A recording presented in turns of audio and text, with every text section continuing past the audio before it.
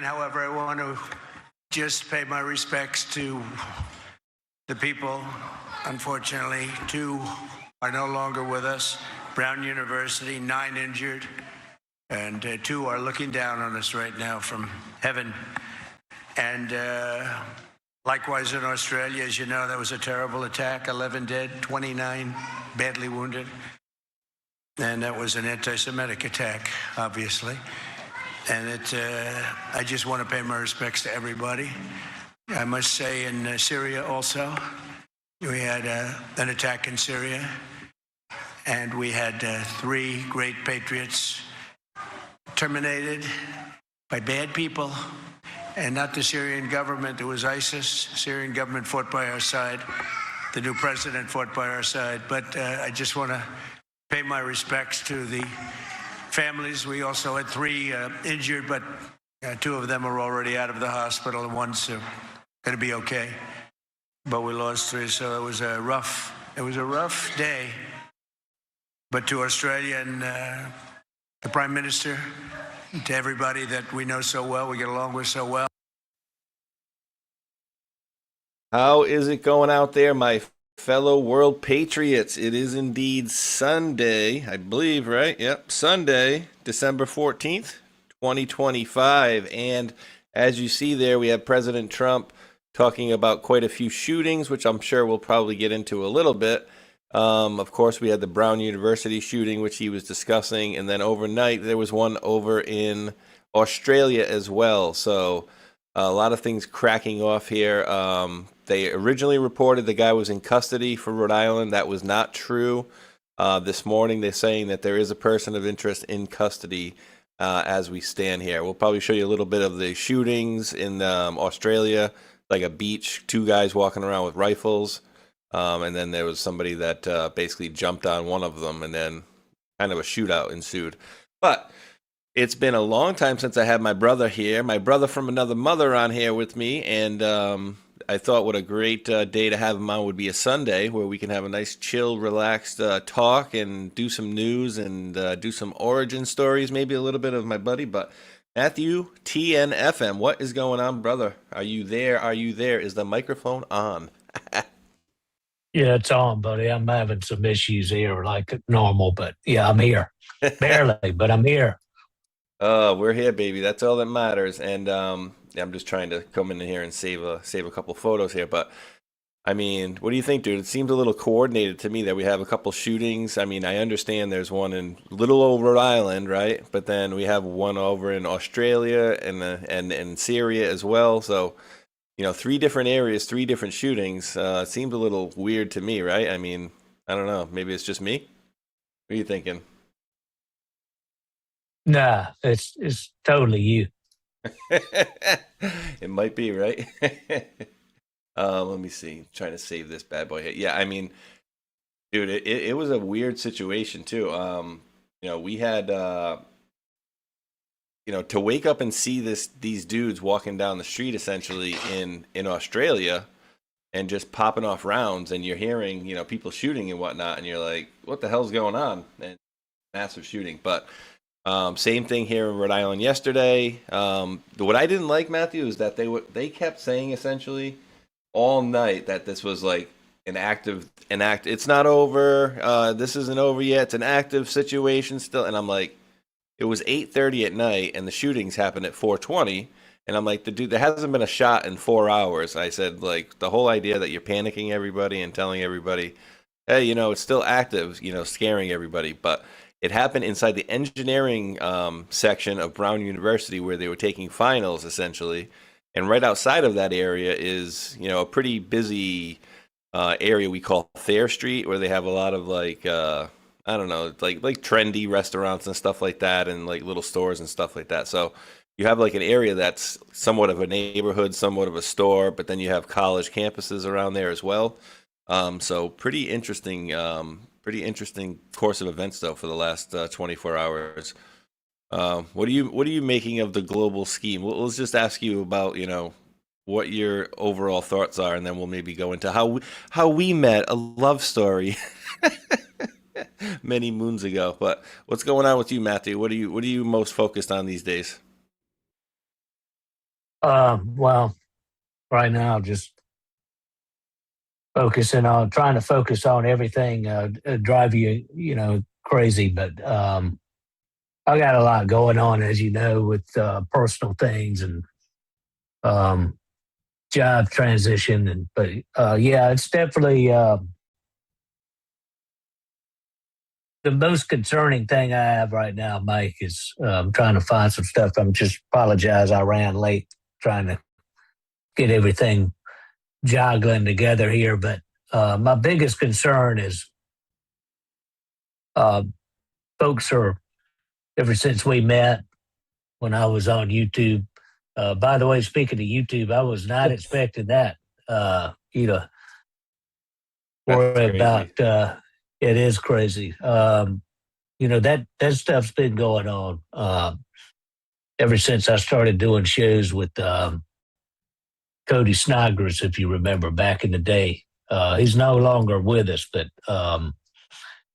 yeah, that's the kind of stuff that used to happen to me all the time. But yeah, the biggest thing right now is, yeah, you and I met in 17, started doing stuff heavily in 18, all the way through the startup of TOT. And, I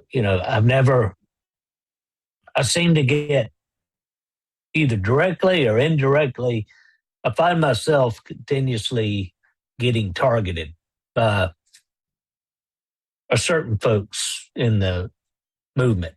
But I never change. I've never really been a Q guy. I'm a geopolitical guy, but I was gonna see if I I could pull just, this video up. oh yeah, This is yeah, crazy, dude. I've never and James Rohrback had sent this to me, and I posted this out yesterday, dude.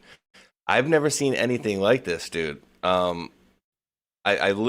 seen, I've been kicked off of YouTube like 5 times or whatever, more than that, right? But I've never seen what they did to your channel on anybody else's channel. So I would have to go into my DMs, which I could probably do right here if I just block the screen. But essentially, here's the link from that YouTube video that James had sent me. And I'm like, all right, what's up with this video? And so when you click on your channel for YouTube, I was looking for it the other day so I could get links together for the show here. And that's why if people look in the comment section below, I have links to Matthew's his X and a few other things as well. And then I put YouTube maybe, right? Because when you go to this video, which I think, did I put the actual video on here? I think I uploaded the actual video and it just uploaded it like this. But here's the weirdest part is when you go into it. Let me just get in here and into James. Let me get into James' DM here. I don't want to open it up online here, but when you click on the link, dude, it's the weirdest thing I've ever seen. There is no, all right, here's the link. Look, even the link is grayed out here. Here we go. Let's see if it does it on the live side here. Yeah, dude, like, can anybody's ever seen anything like this on YouTube before? Dude, I've never seen anything close to this before, dude, on YouTube. I've seen them just yank channels. All right, but you guys see, here's the link that I put up there. This is the link that James Rohrback shared with me. This is Matthew. This is your video, right? I mean, that is Matthew's video. yeah. That would be. Yeah. See, there's Dr. Greg Ford's book previously showing was Cody's. Yeah. That's just what I try to tell people, Mike.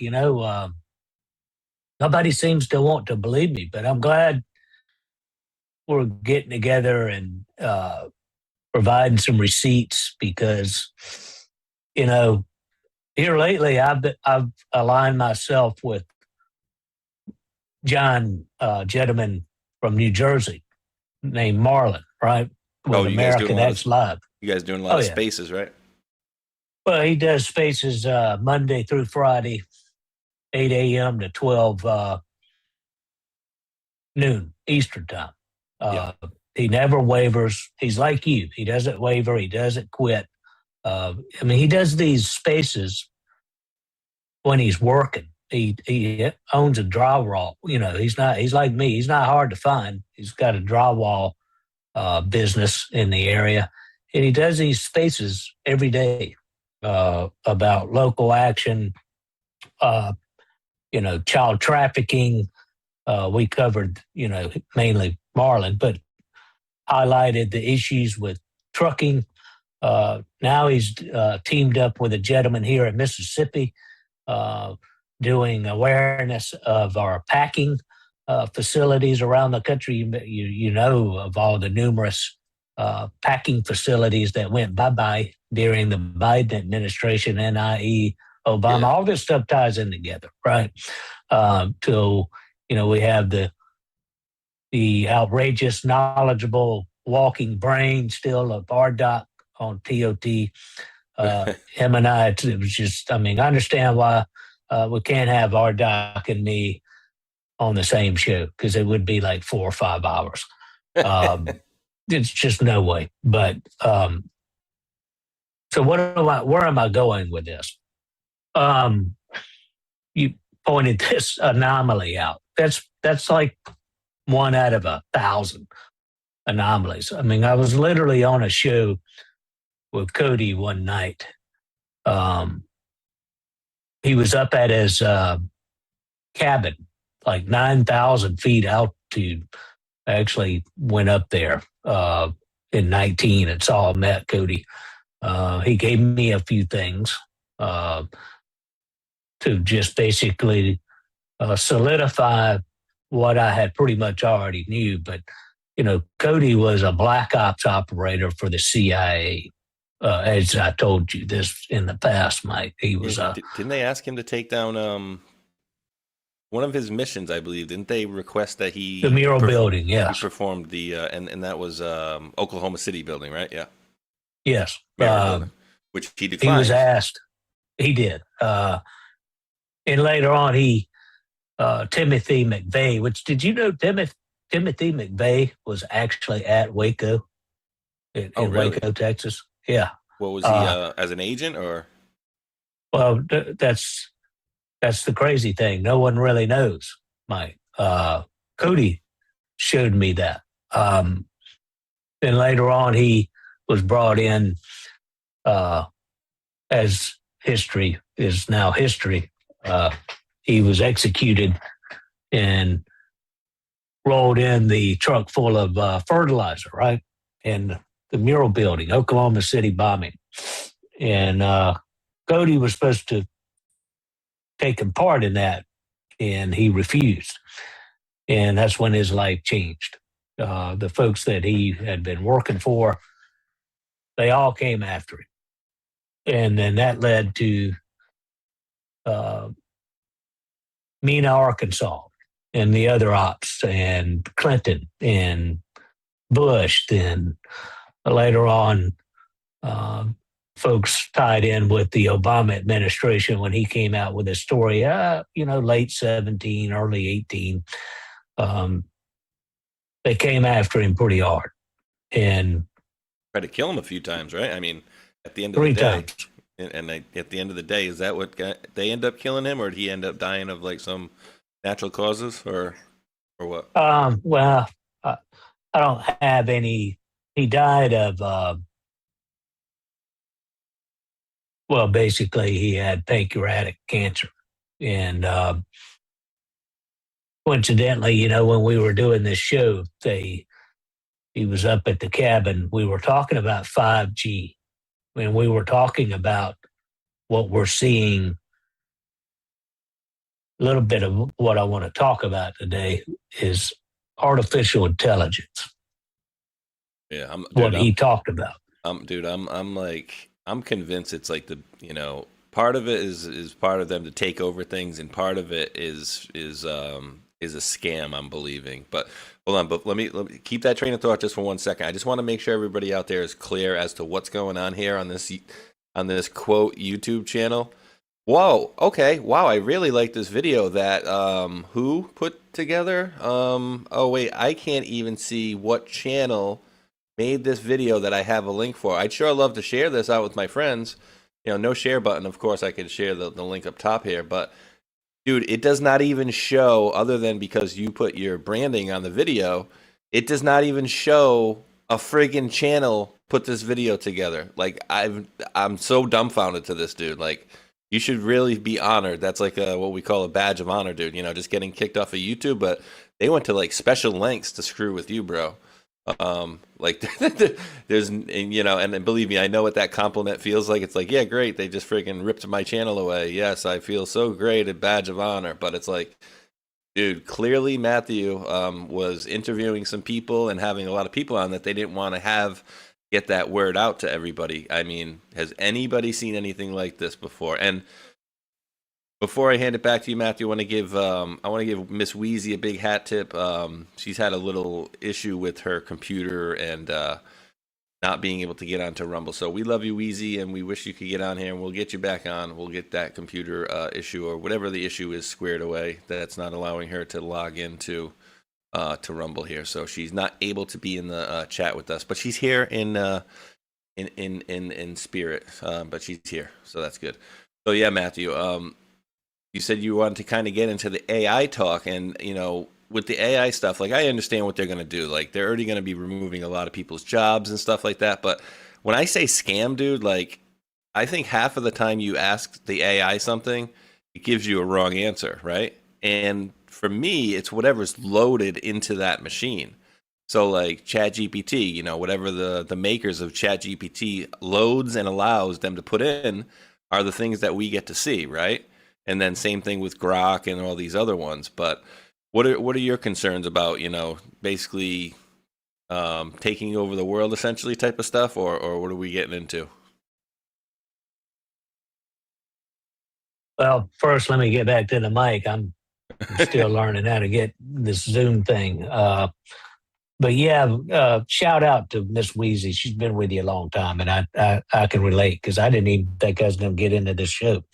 But digressing, yeah, AI, you know, the couple, and I appreciate the mention. I mean, yeah, my channel didn't get nuked like you and so many others, Zach, and, you know, Mike over the Patriot Hour. I'd be remiss if I don't give him a shout out. He got his channel back, by the way. Oh, awesome. Yeah, he had me on. He's still on Rumble. The guy is just amazing. He's a Navy vet, and he's had me on 2 or 3 times. I think twice. I think we had talked about doing another show at some point. You know, I came on and talked a little bit about the ship that hit the bridge in Baltimore, and we talked about at a show before that. We talked about some of the geopolitical things that were happening. This was back in 23, maybe. That was crazy with that bridge, huh, dude? I mean, oh my God. I just, you know, things that I forget about, dude, you know, like that bridge. And you remember the other boat over in, what was it? The Evergrande or whatever that got blocked for however many days. Like, yeah, that was a coincidence. Wink, wink. So a lot of weird stuff, dude, has been going on these last few years, bro. Absolutely just craziness. Absolute craziness. I actually helped develop the simulator that was used here recently with the attorneys of that case. They did a replay on the simulator, the one that I was actually here not too far from me, helped set up, develop.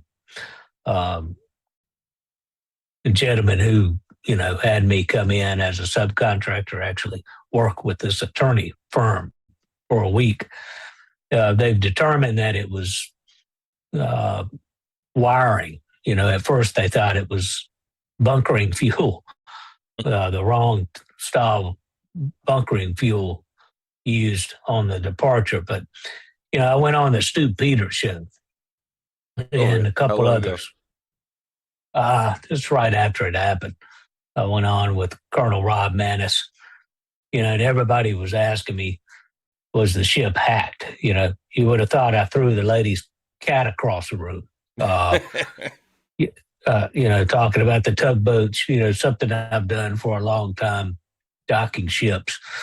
And I said, no, it wasn't hacked. It's impossible.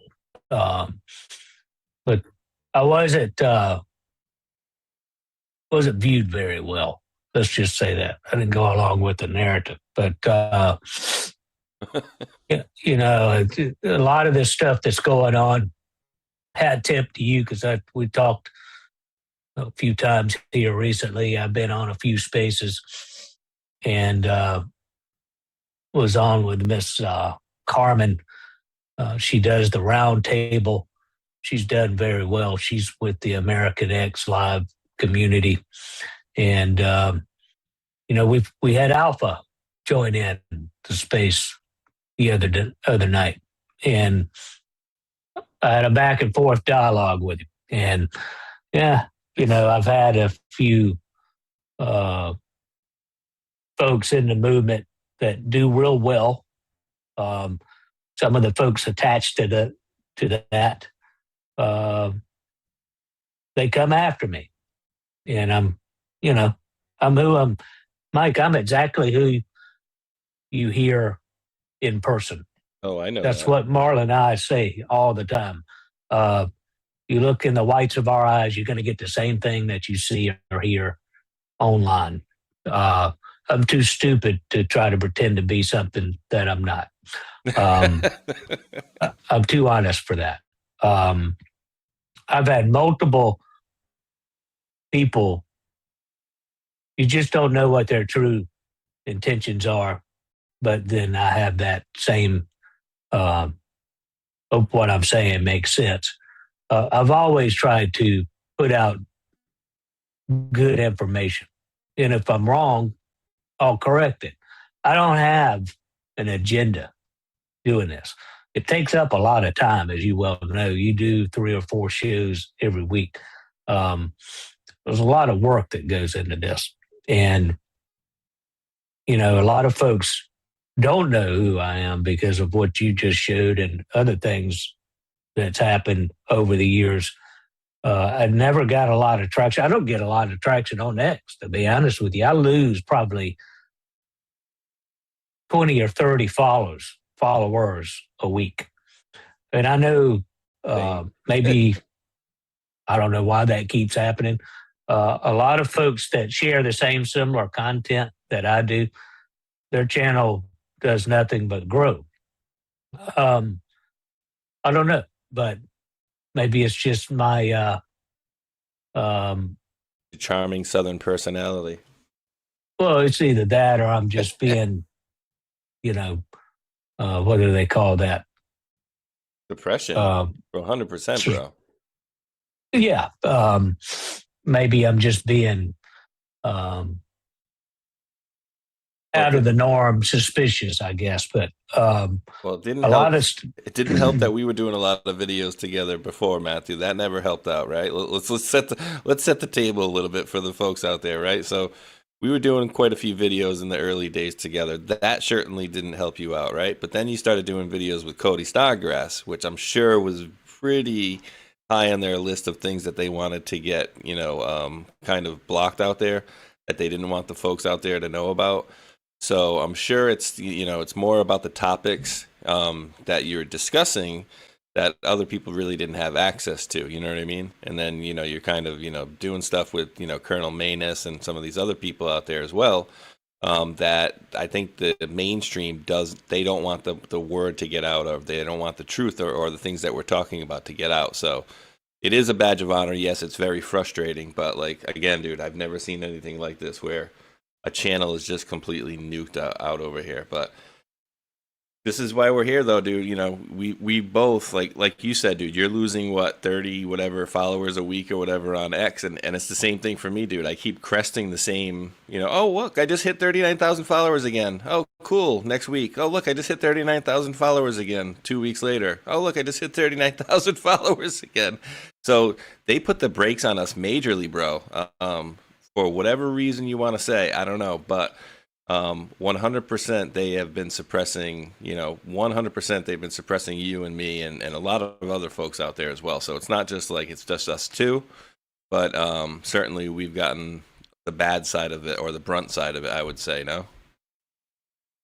Oh, 100%. You know, it's funny because I'm probably going to talk about another one of those subjects that'll get both of us some more losses, but that's okay. Have you ever heard of Project Dragonfly? Oh, jeez. Yeah. Is that a Google thing? Yes, that's Google's secret of 17 to 19 to create a censored search engine for China. Yeah, yeah. I was just gonna say it was like a Chinese thing, right? Yep. I did remember. Yep. Amazingly, somehow I remembered it. Yes. This is something this is wild. This is something in 19, Mike, that Cody Snodgrass talked to me about in length with Scott over at Snafu Radio one day. We did just like we always did. We just get on and just let it flow. And he talked about the Israeli designed surveillance antennas. I'm trying to look some of this up while I'm talking about it. It's remarkable. Look at what's transpired since 19 to where we're at today. But yeah, this was the initiative that the filtering content by the CCP. They have several. It's hard to find a lot of info about it. Imagine why that is. But Google reluctant to confirm development of search engine that had completely stopped in China. Basically, censoring content, apps, comms between the citizens there in China. They're instituting the social credits doctrine, the social credit score in China. The multitudes of cameras being utilization to watch every move that anyone makes.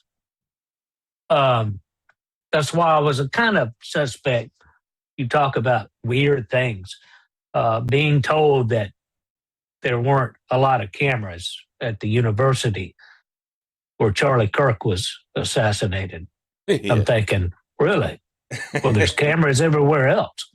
I mean, just for an example, I have 8 cameras at my storage unit facility where I keep 2 cars at. You're telling me they only had 2 or 3 cameras where he got, yeah. It's every day that you hear, these ridiculous things.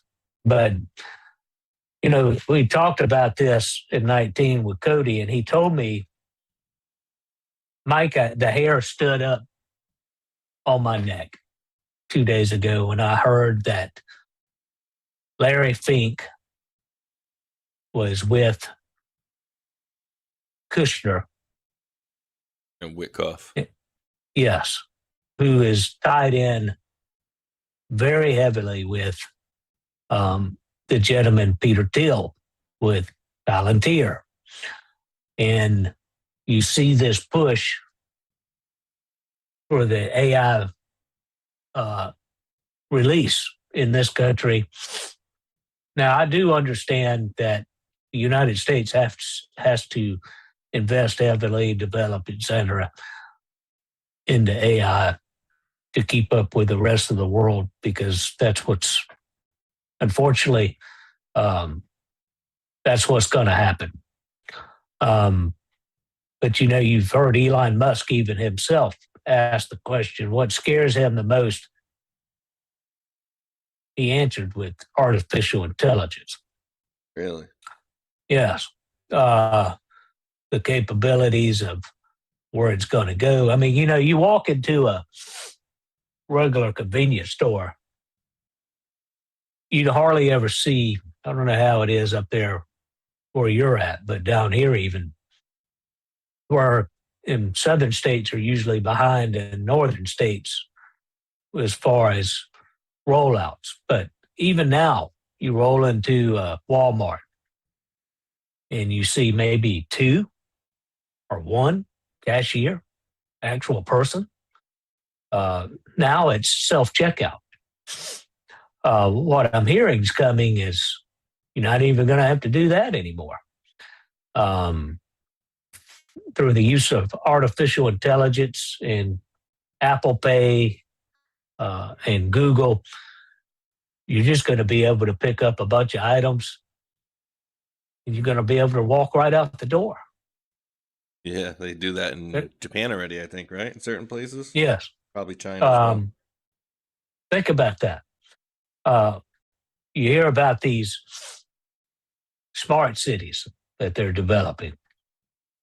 You're going to be in a 800 to 900 square foot apartment. Then down below will be a shopping center where you're allowed at certain points to go do your grocery shopping. Most of it will be brought to you. Then we roll back to some of the things that Cody spoke about. We mentioned the mural building. A lot of files were in the mural building that the provocateurs wanted to go bye-bye. The rest of them were in Building 7 during what we know now as 9/11, when that building came down, meaning a lot of things that happened in Mena, Arkansas. Gulf War syndrome, which we talked with Dr. Greg Ford, who was in the first Gulf War. In correlation to what he did, he was tasked to go find evidence of the WMDs in Iraq. He talks about this in his book, the one that you showed on the video that was displayed, Midnight to Samara. The CIA actually tried to kill him. Basically fried his memory. He still struggles with the functionality of very smart man, was in the Coast Guard, of all things, as a corpsman, then later became a doctor, then later went on to work as a contractor for biomedical and numerous things, biochemical weapons specialist. So quite remarkable gentleman. I encourage everybody to go and read his book, Dr. Greg Ford. I still talk to him. It's been a while since I spoke to him, but we had him on regularly. Cody and I, another gentleman in Ole Damagard. You talk about getting nuked. They tried to snatch him up in Switzerland and later on in the Caribbean, where him and his wife fled. I don't know if you remember me mentioning Ole Damagard with Oleg. He was Yeah. doing. He did a lot of stuff with Cody back in the day, talking about Project Slammer, 9/11, JFK assassination, and Oklahoma City bombing.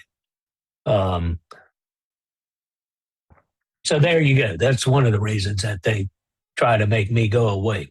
Well, dude, let me ask you this, because wasn't there one part, was there like a shootout or something like that they tried to shoot him like on the highway or on the road or something like that at one point, or am I misremembering? Because I remember they tried to kill him a few times, Cody. What were they? Yeah, the he methods? got hit. He got hit, in the back with a unmarked SUV. Actually killed his dog at the time. Ugh. Pit bull. He's in the hospital for a little while with that, and then they tried to spray him up at his cabin while we were on air. It did an X above his head. Losing the Light, is that his book, right? Yes. And so that's, actually, you know what? I'll give you a little breath here and let me know if anything that they put here is incorrect that you're aware of.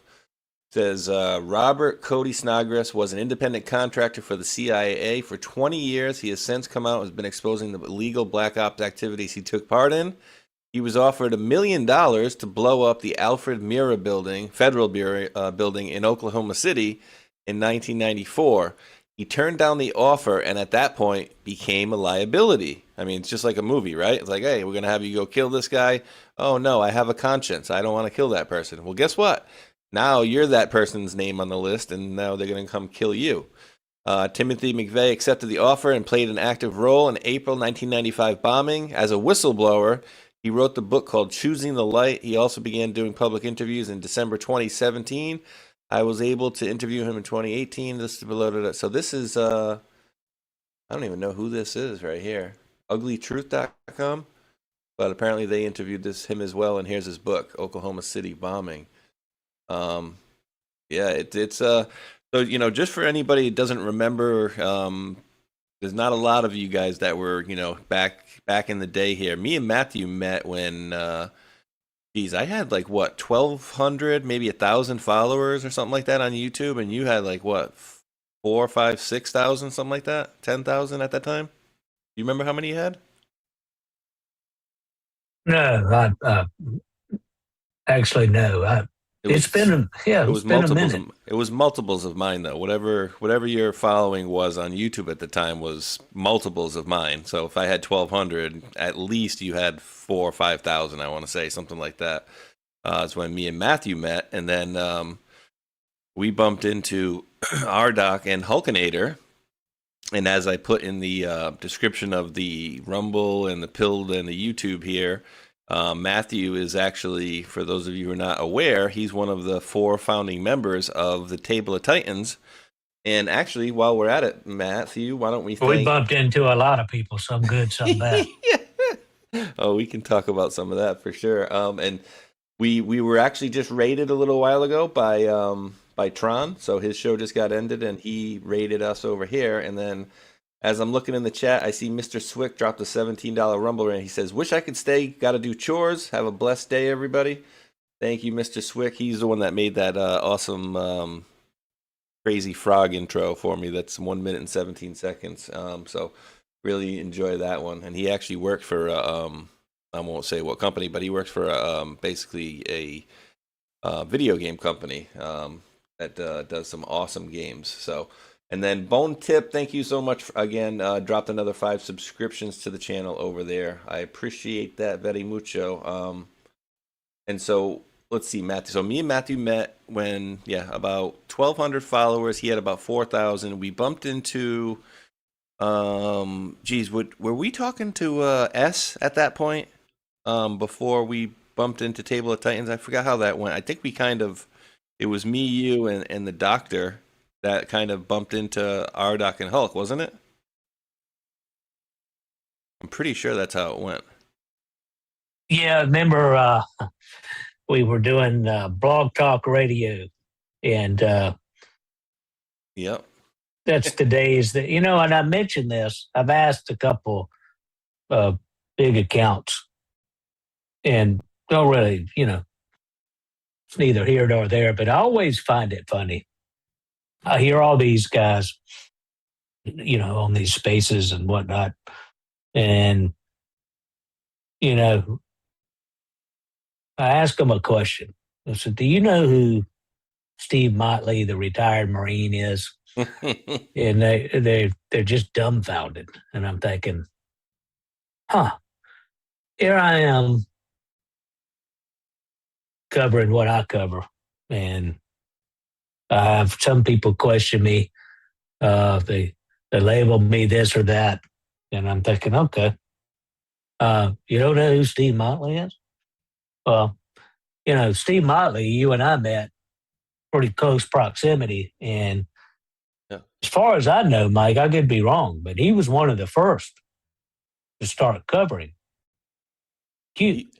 He was actually the first dude that I had heard Q from, and I'm up on here on YouTube. I'm sharing the screen with you too.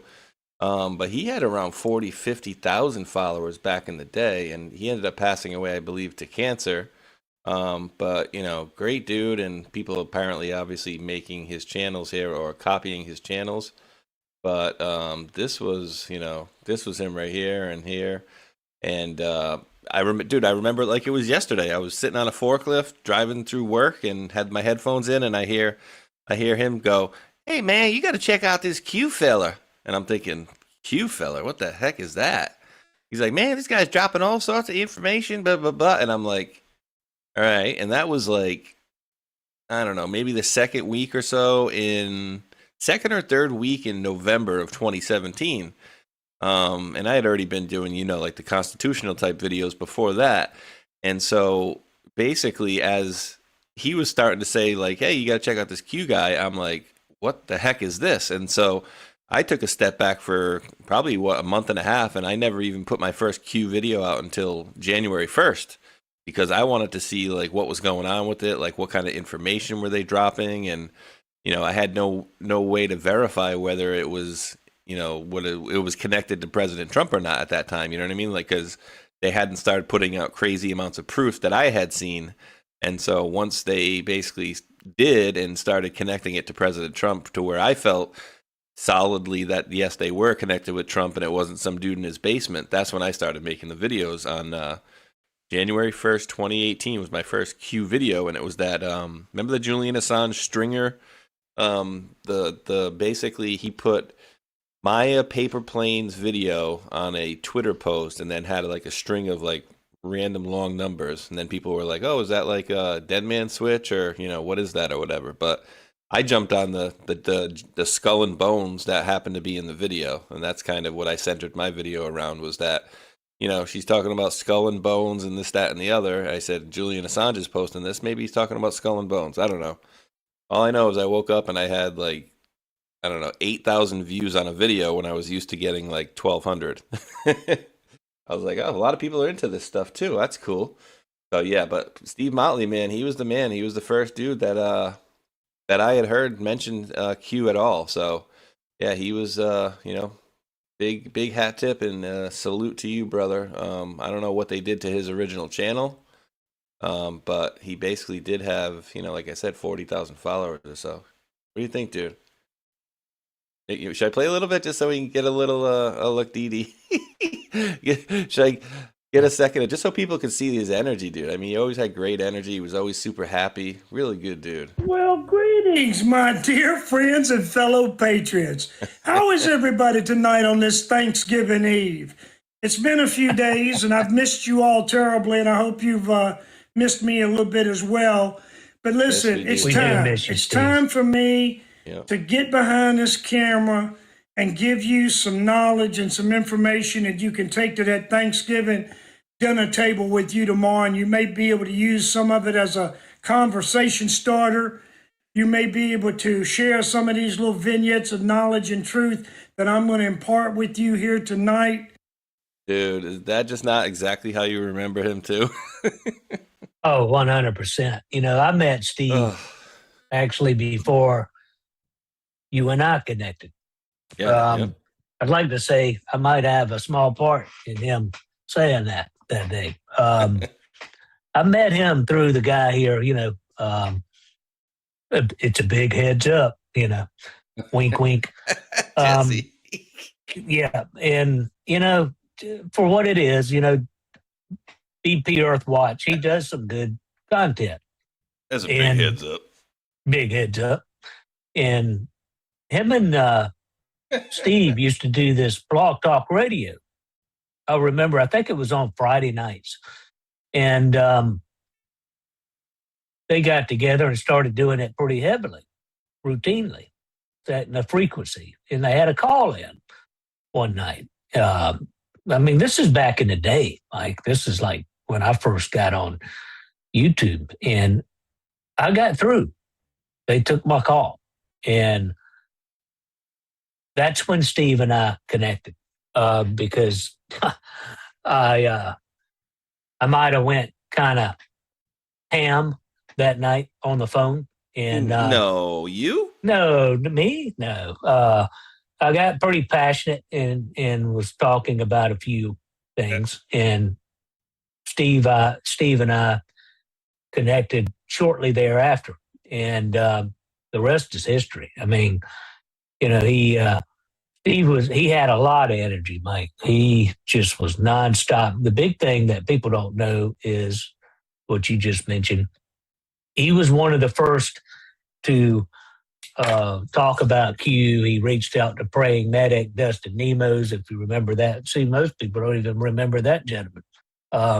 Whatever that it is that you may feel about him. But some of the earlier OGs that were covering the drops every time they dropped, then you came into the fold.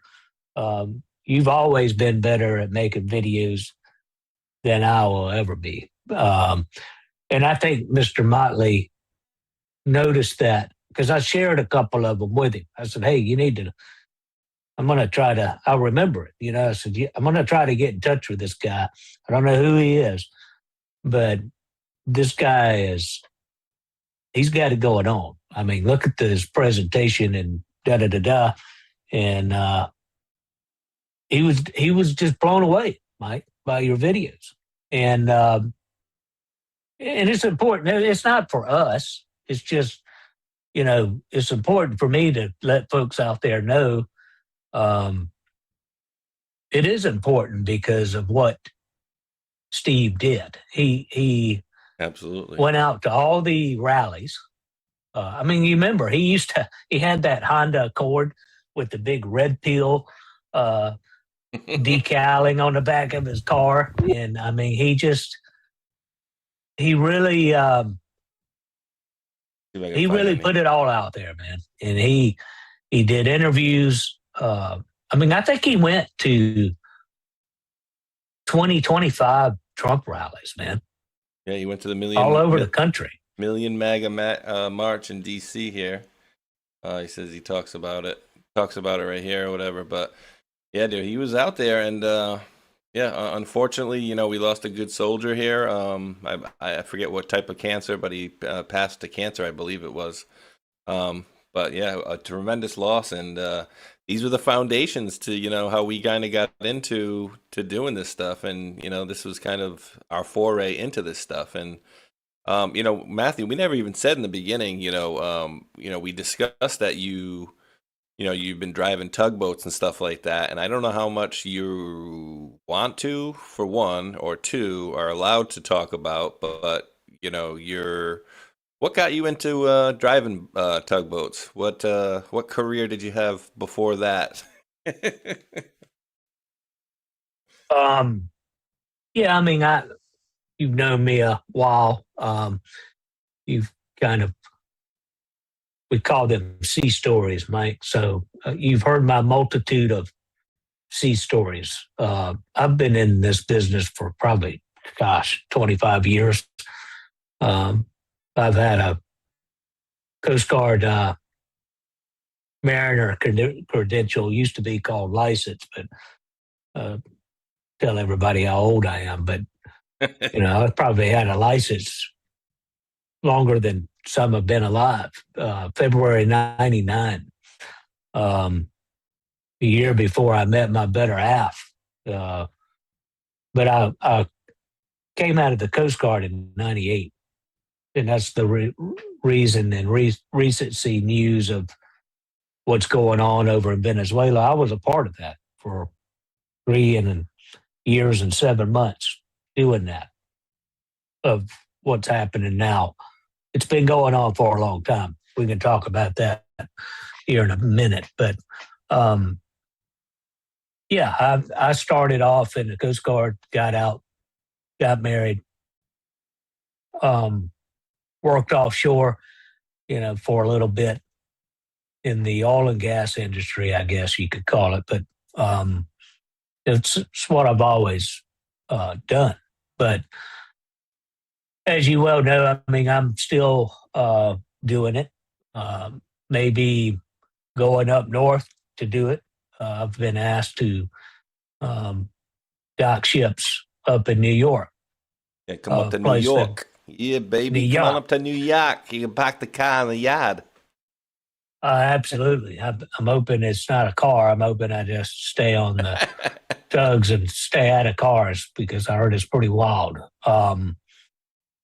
I've worked in all parts of the country doing what I do. And so this is the part that I'm dropping your X link there for folks to follow you over there on YouTube and Rumble. I'll get around to the other ones in 1 second, but so you've seen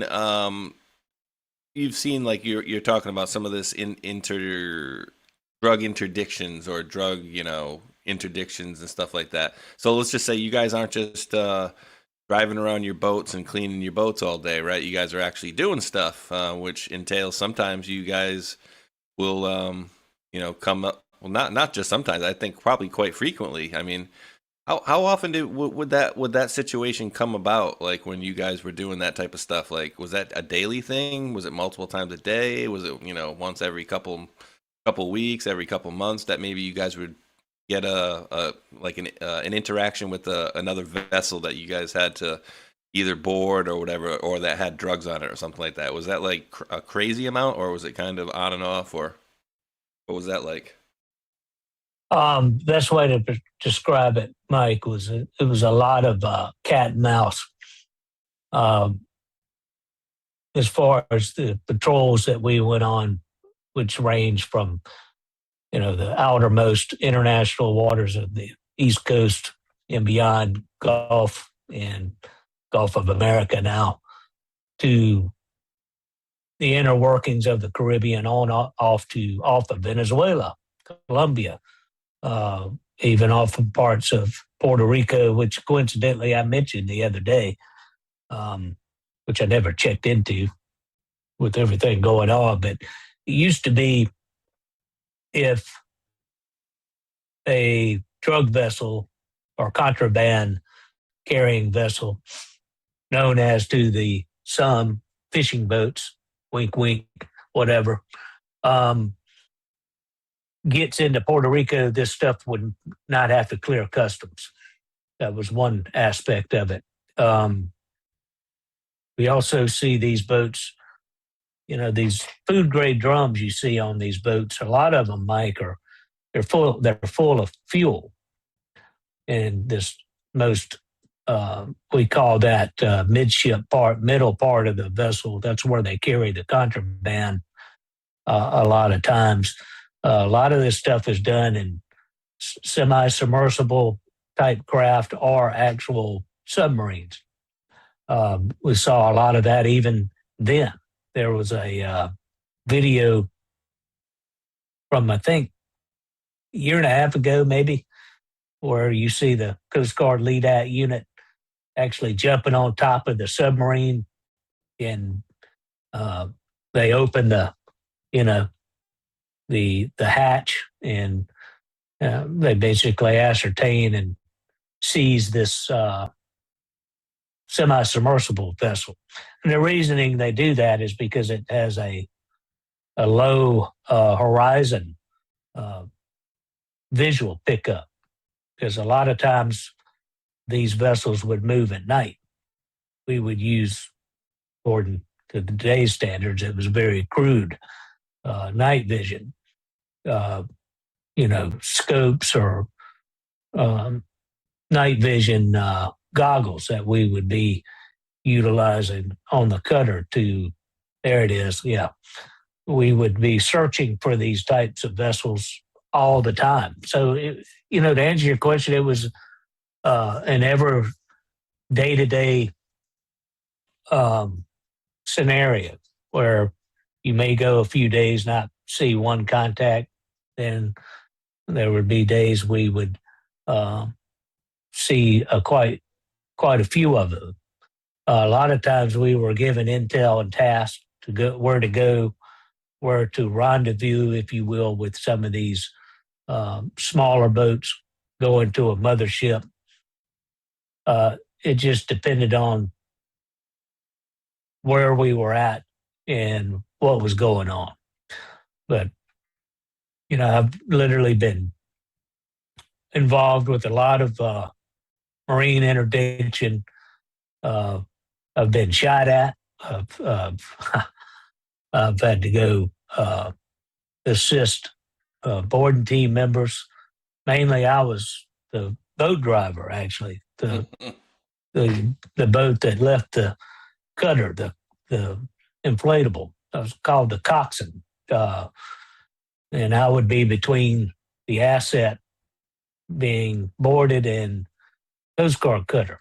We called that a LEO envelope, um, if you will, support role while conducting a boarding. You know, and you see what these guys are doing here. These guys in the this is one. Oh, sorry. Do these guys in the sub, like, can they see these guys? Like, do they know they're Well, about that's to be a boarded? window that you're looking at right there behind there.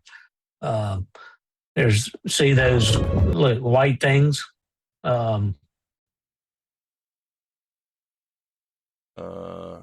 Oh, like, Right there. That the window? Yeah. Oh, okay. They can only see pretty much straight back and a little peripheral, maybe. Like Right. Maybe out here or whatever. Pretty wild, isn't it? Yeah. I mean, what are they going, 20 knots right there? 10 to 20 knots when they're boarding this thing? Probably 10. 10 to, these particular craft, if you will, they're not speed makers. It's just a low. You see, it's almost pretty much submerged. Semi-submersible is why I mentioned that. They don't totally submerge. They don't have the capability. As you can see, if you look behind you there, see that where that one member's got his hand on there? It's actually what you call a vent. That's how they get oxygen in this thing as it's running. So look how close that thing is to the water. Imagine if that thing started taking on. I mean, these are called suicide pods. A lot of them don't make it. Really? Yes. That's the information. See, this gentleman's got his nods on as he's going aboard there. But you were doing this stuff, dude? You were jumping off of your boat and jumping onto other boats? At times, yes. Mainly, you see that orange inflatable with the pilot house there. That's normally where I was at, dropping off the LEO 4 or 5 member boarding team. We did this day to day, and we did, regulatory and fishing regulatory type missions as well. Mostly when in port. Your fishing license? You got your fishing license? Well, more today? in depth than that, but I mean, we would check TEDs, compliance, as far as safety items on board. Some of these boats were commercially operated. We would check and make sure they were adhering to the safety protocols. But mainly, as I mentioned, in the Caribbean, et cetera, exactly what those gentlemen there were doing was the main focus, trying to get as much contraband out of the pipeline. How about this one, brother? Trump taking oil tankers. And so, the other day I was saying, I doubt it was, oil that was on this tanker, but maybe it is because, we talked about on Table Titans about, basically them trying to circumvent things, right? Going to Cuba, China, essentially, going around the sanctions or whatever. But, my guess is that there was more in that tanker than just oil. That was just a guess. Like, why would they seize that tanker? Even though it was, maybe because it was the biggest and that's why Trump wanted it or whatever. But like, I know you have thoughts on this whole scenario as well. I know you've been listening and you've been telling me about Venezuela for at least 5 years now. Has it been that long? I'm sure. It seems like it. It seems like probably more than that, dude. I mean, I know you've been talking about a lot of these areas for quite a long time when You more always focused on the more geopolitical, the grand scheme of the world type of stuff, and I kind of more focused towards more of America. Of course, stuff around the world, but generally you were more focused on the more geopolitical stuff, and you definitely said a lot of South America. I remember many talks with me and you talking about South America and Brazil and Venezuela and many different talks about that over the years for sure. But you mentioned these latest shootings. Isn't it funny how all these shootings seem to occur on particular dates, like today, being yesterday and today, the Jewish holiday? Oh, is it? Yes. I mean, it's, I just kind of thought of it because I remember, well, anyway, I remember Cody talking about that as well, that all these events are correlated with different dates that correlate with, the type of stuff that we've talked about this with 9/11. Yeah. It's always, shout out to Tron. You told me he was in the chat earlier. Yeah, that's a good. Yeah, he rated the chat after his show was over. Dude, did I show you where the first post what I seen for this today was? I think I sent it to you. It was basically Australian Jewish Association, and then people were saying like, I think even Trump said it was like, oh yeah, this is anti-Semitic attack in Australia, and I'm like, wow, there's a lot of Jews in Australia. That's weird. So just really quick, Matthew, here's the part where they're saying, dude, nowadays this whole friggin' video could be fake for all we know, but there was a shooting in Australia, and allegedly this guy right here came behind the car as this guy was just shooting off. Now, it's important to note there's two shooters just like this dressed in black, and there's another guy on a bridge over here shooting off somewhere else apparently, because this guy comes up and grabs the gun from this guy and lets him walk away. I would have blown his ass away, dude. Oh! Hold on. Right there, dude. Pop, pop, pop. Like, and this is why I would do that. Because you see the very beginning of the video, there's two dead bodies right there, okay? So at this point, I'm sorry. You got another guy shooting over here, as you're going to see in a minute. You just took the gun off this guy. I'm sorry, I don't have any remorse. You got another guy shooting at me right now. Pop, pop, you're getting straight out executed if it's my call. And then watch this, Matthew. He just lets this guy walk away, essentially.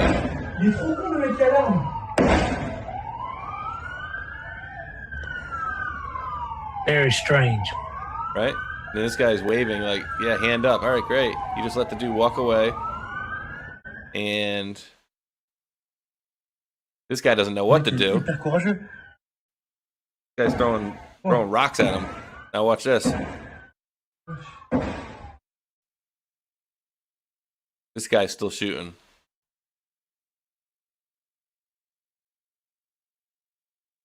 Looks pretty light skinned to me, dude.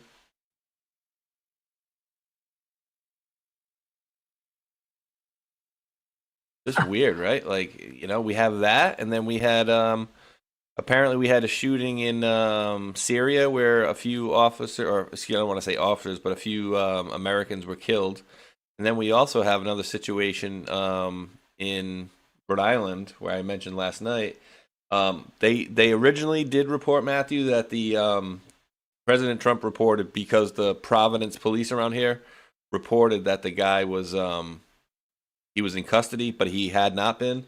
But apparently they're in custody now. The guy that supposedly did it is in custody. And as I was mentioning earlier, the last shot was at 4:30. They were at 8:30 still yelling, "Oh, it's an active situation." I'm like, there's not been a gunshot for 4 hours. Right? Like, what's the deal with that? I'm pulling up wrong stuff here. So yeah, dude, it's out of control, dude. It's like, oh, we just have all these weird shootings all of a sudden. That's weird, right? Like, and you know what they're trying to do in Rhode Island, Matthew? Guess what? Guess what kind of control they were trying to push in Rhode Island this year, as it would have it? Yes, gun control. So apparently in Rhode Island, and I'll just show you here really quickly. There's nothing really to show, but I covered this last night. Oh, right here. So he says at this point, 2 people were confirmed killed, and 9 were in critical but stable condition. And this was as of 6:30 p.m. last night. So this is 2 hours after the shooting happened. They were still saying it's an active thing. You know what really pissed me off, Matthew? More than anything, not more than anything, but they're like, oh yeah, there's still a manhunt on for this guy, right? And they're panning the cameras around, right? And you see in the background there's like 15 cops in a circle. You know, a bunch of them have they say the long guns, right? They have rifles with them. But they're all standing around a circle essentially talking. And they're like, yeah, the manhunt still continues. And I'm like, somebody want to tell these 15 jerk-offs that are sitting in a circle, like laughing with each other, showing each other's guns off to each other, like, hey, there's a shooter apparently on the loose. So, dude, yeah, I think you're right with the timing of these things, right? It's 1, 2, 3. All of a sudden, we got a serious shooting as well on top of that. That's the one that I have the least amount of info on. Did you hear anything about that one? Yeah, bits and pieces. I haven't had time to really delve into it, but yeah, that's crazy. Have they found the shooter yet? Did you just mention or no? Yeah. From what I'll just pull this up really quickly here for you. It's our favorite CNN. Oh, by the way, they've got a picture of Trump with the Golden Girls blacked out. They really got him now. Oh yeah, that was so funny. I'll show that in a minute. Yeah, dude. And here's the thing, dude. You're getting pretty desperate when you need to make lies. That's what I've been saying for a long time. The more you have to lie about this dude and make things up, the worse your case is, right? It's at a ridiculous level, that's for sure. Yeah, and so what Matthew's joking about is that essentially they put these pictures out. Actually, you know what? I think I responded to it. They put these pictures out of President Trump with some underage looking girls, and it's like, wait, who are those girls, Matthew? Weren't they the Hawaii Bikini Club or something like that? They were like, yeah, it was the Hawaiian Tropic models from years ago. Nick Sortor put the actual photo out. Oh my God, dude! Oh, look at little update from the pipe bomber, Thomas Massey. He does not interact with anyone. He does not wave or acknowledge others or even say hello. He does not even look at other people when he walks by. Oh, what's this? Oh, he's waving to who? Oh, waving to the police. Hey, but no, he doesn't wave and he doesn't do anything like that. Dude. It's crazy. Yeah, dude. And then you got oh, here we go. And this stuff, dude, like this whole this is Sean Ryan, I guess, with Dan Crenshaw. He's having some issues, but I don't know, dude. What are you making of this whole? I gotta get it out here, but like, same to her and her like. I hope your family loses everything, Candace, and you find yourself destitute. You're a vile person who deserves the worst in life. Let me just ask you this: yes or no? Do you believe the official narrative of the Charlie Kirk situation, Matthew? I'll answer with yes and no. Yes and no. Okay, I'm intrigued. What do you got? Well, I just don't understand why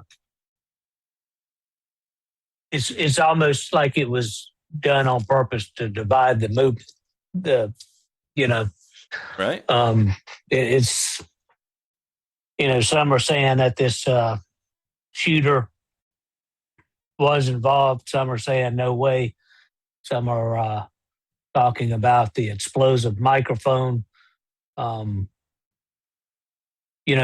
was very suspect to me was it was like premeditated. You had a lot of folks on the social media realms that knew about they basically came out and knew that he was going to be targeted that day. Yeah, I guess her email. Well, this is what Candace is saying, anyways, right now, and she's saying that essentially that there were emails from him a day before he died, essentially saying he thinks he's like, I think they're gonna try to kill me tomorrow, right? Like legitimately tomorrow. And I'm gonna block the screen here on my side. You'll see it here still, Matthew, but I have some serious questions about the official narrative in that I uploaded a short video the other day. Let me see. When was it? Show everybody. Charlie Kirk. Okay, right here. This guy went to this big. All right, so here we go. I'm gonna show you this, Matthew, because this right here for me, yeah, right here. Ding. All right, so I'm gonna unblock it for the folks, and they're gonna be surprised because it's gonna look like the same thing. Hey, it's the same thing. All right, so I'm gonna actually mute it so you're not hearing me talk over it again, Matthew. But check this out. This for me was one of the biggest red flags of this whole situation. This guy jumps over the friggin' desk, as we're gonna see right here. It's starting to play. Here we go. All right, so this dude, literally, Charlie gets shot, whatever happens. This dude comes, makes a beeline over this desk, boom, jumps over there, grabs something, puts it in his back pocket, comes over here and meets with somebody, hands off something to him, and they both run off. So you'll see it replayed a couple times. But he literally, back pocket, over here, hands something to him, and he's gone. This guy comes walking in. All right, ready? Jump over the table. Grab something, back pocket, over here, goes over to this guy, hand, hey, hand on shoulder, hand off right here, his right hand, and yep, good, you're good, go. Now this is the guy right here with the glasses that everybody was saying he was pulling on his arm and may have triggered something, which I don't know, maybe, I mean, anything's possible, dude. But it says he jumps on the table, grabs something, and then basically runs off. Let's watch one more time. So you got, boom, the shooting happens. And by the way, remember, this guy was, this guy who was faking being all distraught right here. Remember there was video. Did you see this a couple weeks ago? I had only seen it for the first time, like maybe last week, where there's a video of this guy 10 minutes before Charlie's even there, and he's doing this like he's faking like being all like freaked out. And as you see here, when the shot happens, you see his hands go up to his head like, oh my god, this is exactly what he was doing. He was like rehearsing faking outrage right here. Ready? Bing. Oh my god, oh no. And then boom, over the table, grab whatever we're gonna get, and gone. So what was that guy doing? You know what I mean? What? Does anybody tell me what that guy's doing? So that happens, and then the very next thing is, as we saw, I don't even know if it's going to be in here. We saw that they went up and they took out the SD card, or he took out the camera that was behind there within a couple of minutes after Charlie being shot. So, dude, if we were at like a function, right, and all of a sudden somebody blew my brains out, would you be thinking within the first few minutes, well, boy, I better get that camera. I better make sure I get that camera. You'd probably be like, oh shit, I wonder if Mike's dead or not. Like, hey, is Mike okay? Like, these people, Mikey McCoy or whatever, his first action was to pick up the phone. The other guy jumped the table and then ran off. And then other people were just acting super suspect. So I don't understand why so many people have, you know, if you have other issues with Candace for things before this, I could see that. But you know, I don't understand the whole separating of the movement thing. It's like, it doesn't make any sense to me, bro. So I know that was a long-winded rant. I wouldn't be going for the SD card. I'd be DMing Hulk and saying, hey, can I get my spot back? Nah, just kidding.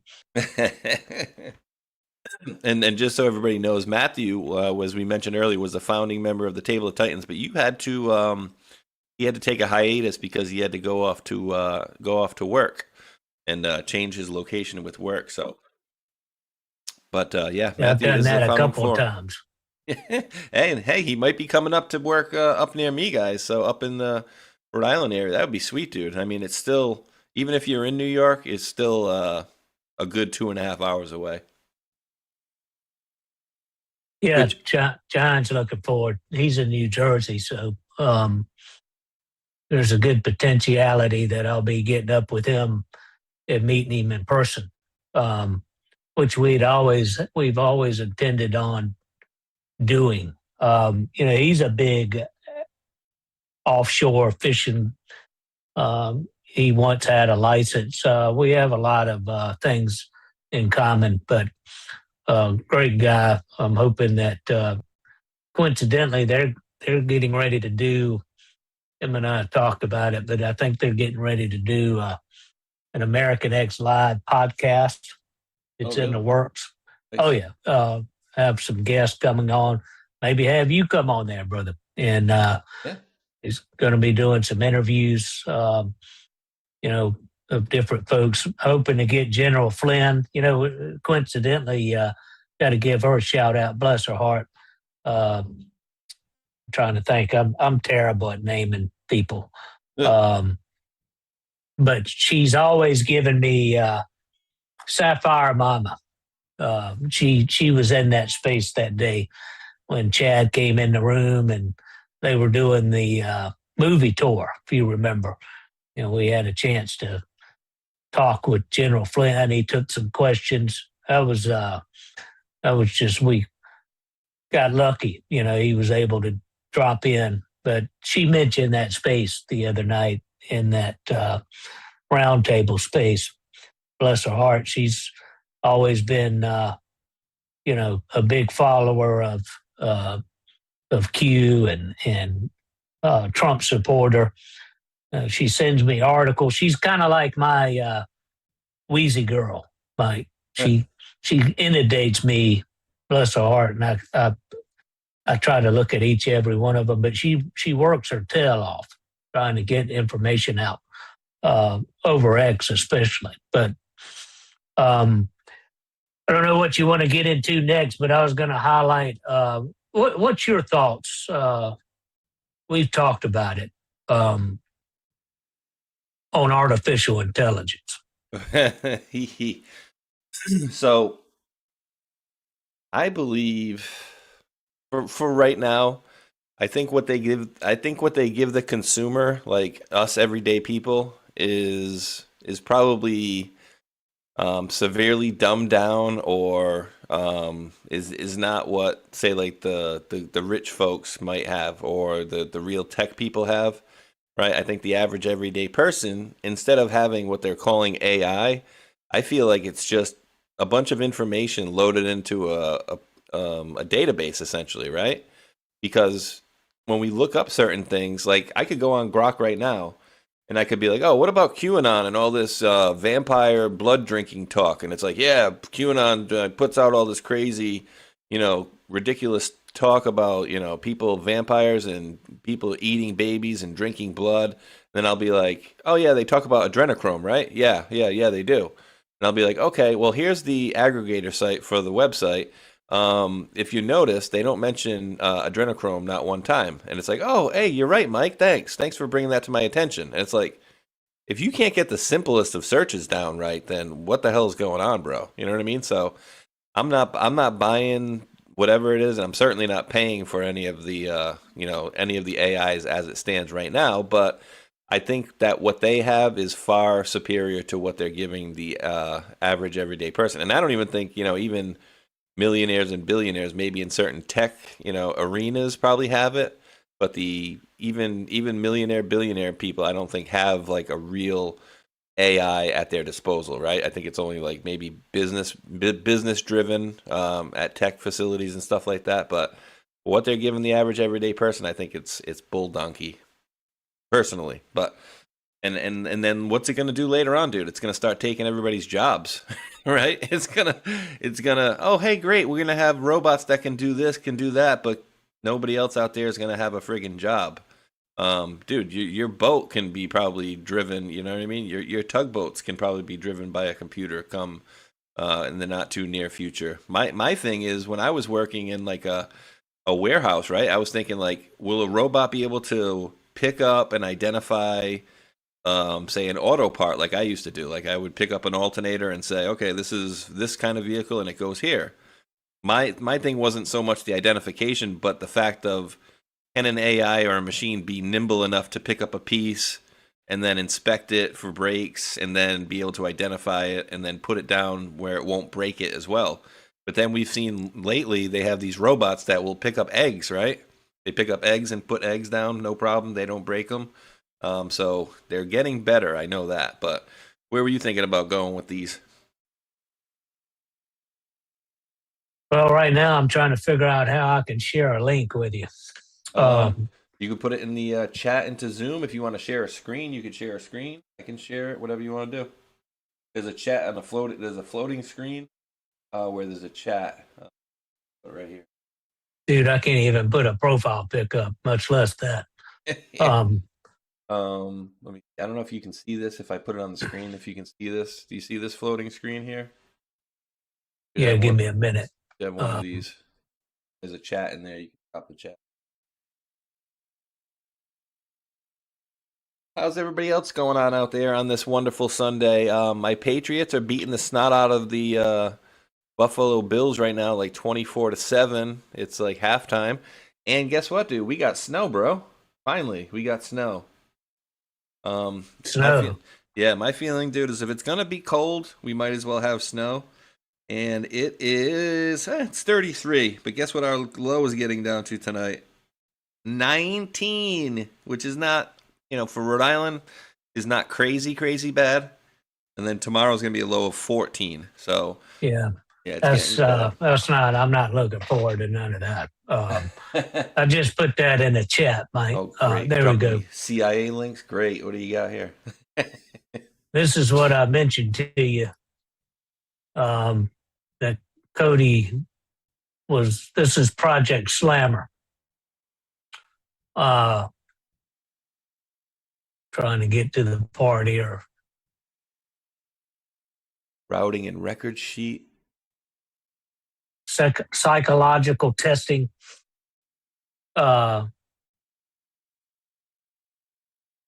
This was the beginnings of kind of what you're seeing today. This was done back in the 80s. This was a project that they actually, I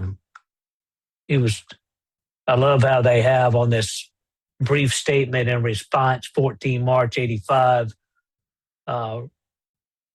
clarification of Project Slammer, a working group. Well, Cody told me they did a lot of testing with psychotropic drugs, a lot of cross-examination by basically harsh tactics, leaving people in rooms for 3 or 4 days. This was all done by the CIA. Some were given different hallucinogen drugs. Basically, they were testing and quantifying folks for different operations coming up to see how far they could go and how long it would take them to break. Wow. It's complex, but he was actually, and look, it's the same folks that we hear about today. On page, let's see, this was 2nd of April, 1985. Try to see which page this is. CIA document here. It's always hard to go through, but it's FBI's listed, right? Yeah, it says 15 attendees right here. Let's read a little bit of this because this is pretty interesting. 2 groups, one's investigative team, another's a working group, which will include the team and a larger group of consultants. Larger body will convene before the first case interview to aid in developing specific guidelines and later to help analyze data and refine interview procedures for use in the following cases. Working group will be of great assistance in reviewing. Okay, the working group is a multidisciplinary body comprised of clinical psychologists, psychiatrists, counterintelligence specialists, and personnel experts. Importantly, this group also represents the many agencies which comprise the Security Committee. At present, some 15 attendees of the recent CCOM Behavioral Science Symposium, to include the investigative team, have asked to participate. At this time, it is being contacted by the project leader to confirm their level of security clearance and their availability to meet April 30, blah, blah, blah, blah, blah. The goals of this session are to develop specific protocols for interviews of subjects and observers, intimates of subject and closest coworker supervisor, and to prescribe a psychological testing battery. Subject interviews will include two basic areas: a developmental history and the subject's perceptions regarding how and why they became involved in their crimes. The protocol for observers will offer others' perspectives regarding subjects' state before and during the period of criminal activity, and aid in validating subjects' remarks. Also, psychological testing will be helpful in describing subjects' current emotional status and will initiate a database from which stable, at-risk characteristics may be considered. Tests selected by the working group will include, but not limited to, instruments employed in applicant screening and intelligence community. Finally, summaries of cases nominated for this research by member CCOM agencies will be reviewed. So is this their nice way of saying we're going to torture the shit out of a bunch of people, and then we'll have some psychiatrists, doctors, and stuff here to see what happens? Well, that and what I'm about to say, Mike, I'm glad this is I'm trying to look and see if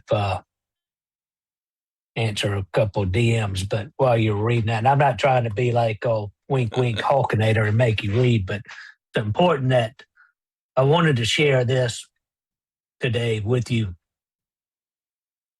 And one of the reasons I wanted to do this show. And one of the main points I want to make is I saw documents when I met Cody, Mike, that he participated in what you just read. I want you to understand, and you may or may not like what I'm about to say next, but it's important.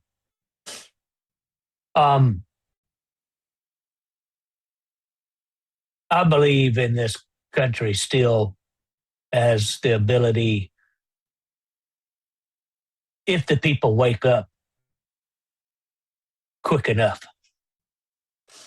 And the only reasoning that when you and I met and so many others to credit along the way is what I meant the other day when I spoke of sharing information. No one is perfect. No one is the one-all be-all of information. Where am I going with this? Well, when I met Cody and I started doing shows with him, and we talked 2-3 times a week at one point, Mike, we became close. And he let me know. I mean, you got to think he was on X-22 Report. He was on with Doug Hagman, Dave Hodges. Can't ever think of his name.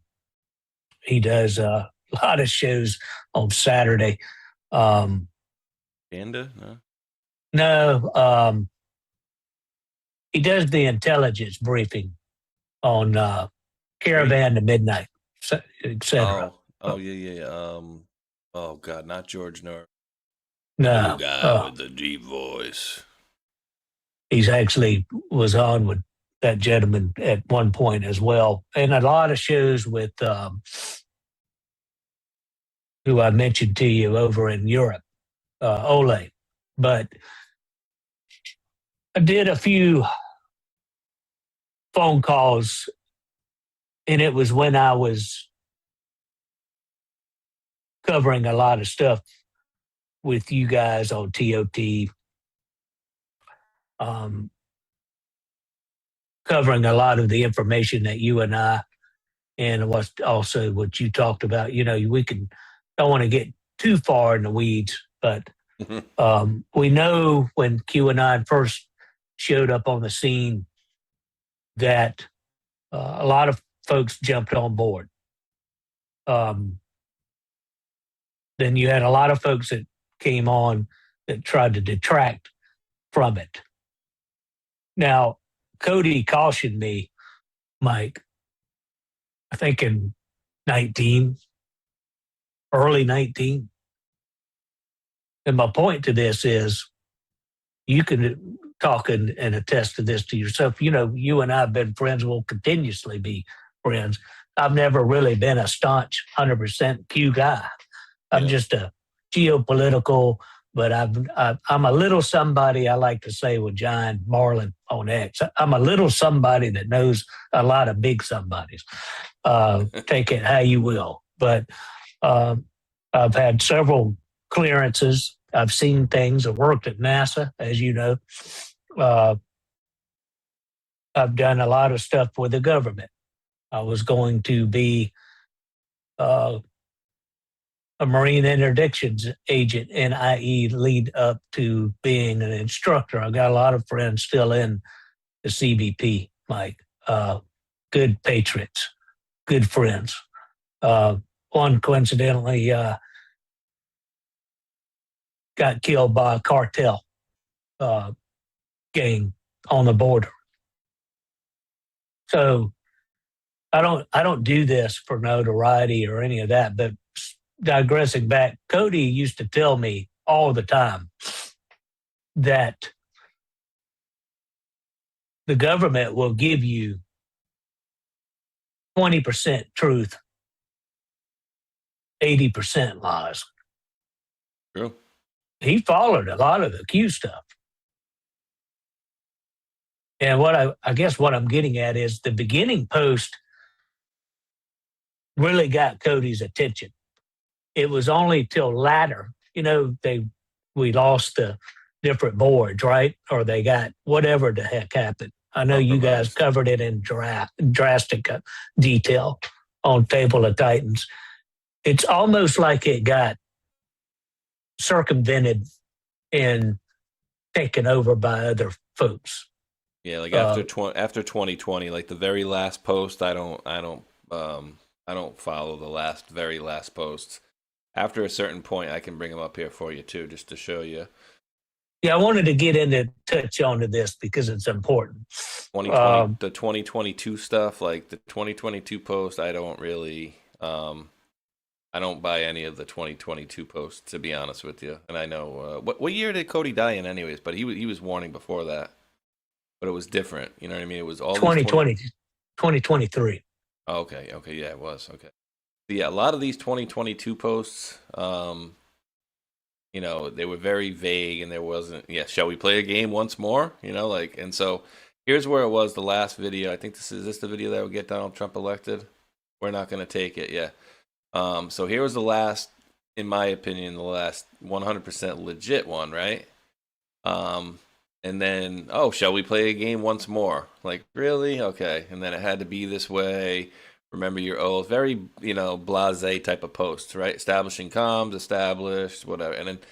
And so I don't think a lot of people bought them. And then as a result, there was only a very limited amount of posts there in 2022. And then it's like, well, what's coded in your DNA? You know, there's a war for your DNA. While I agree with this statement, I don't know that these are the original authors, to be honest with you. So anything after 2020, I don't really, I don't buy, because I feel like they tried to, you know, maybe, like you said, somebody tried to circumvent this and try to make it seem like they were somebody that they weren't. So I don't. Well, I'm not trying to put you on the spot either, Mike, no, because that's not what I'm trying to do. What I'm trying to say is, and some people they'll try to twist this and say once more that I'm a, you know, whatever from whatever organization. I don't really, to be frank, I don't really give a shit what people say about me, because, like I said, I know what I've done. I know the people I've been had relationships with. And my point of bringing this Project Slammer up, I mean, it's obvious this guy had, how can you say it? He had a little bit of street cred. He got my attention when I spoke to him, and especially when I met him, Mike. Had the honor of meeting him. and actually sitting down, breaking bread, talking to this guy. I loved Cody. He really brought things to the forefront for me, and people still remember him, his interviews, and I hear that all the time. People that when he spoke about his story and what happened to him, a lot of folks were just blown away by it.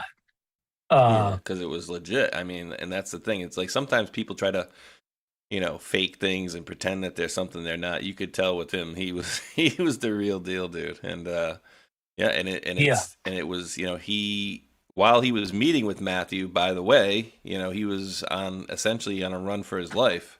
As we previously mentioned, they already tried to kill this guy, a couple times by then. So he was definitely somebody they didn't want to hear from, and they didn't want that person's word out there because, hey, can you believe in a world where our own government would actually ask one of our own people to blow up one of our own buildings? Oh no, that could never happen. Well, that was a man that was proving that to be that statement to be false, that they would do something like that. That's a perfect segue to where I'm going. It's like old times, Mike. But exactly. And that's the same question before Cody really got sick. When I met with him, I got to shoot a fully automatic MP5 too. That was kind of a side thing too. That was pretty cool. He was a gunsmith by trade before entering government, by the way. He actually knew Randy Weaver, the guy that was targeted at Waco. But oh yeah.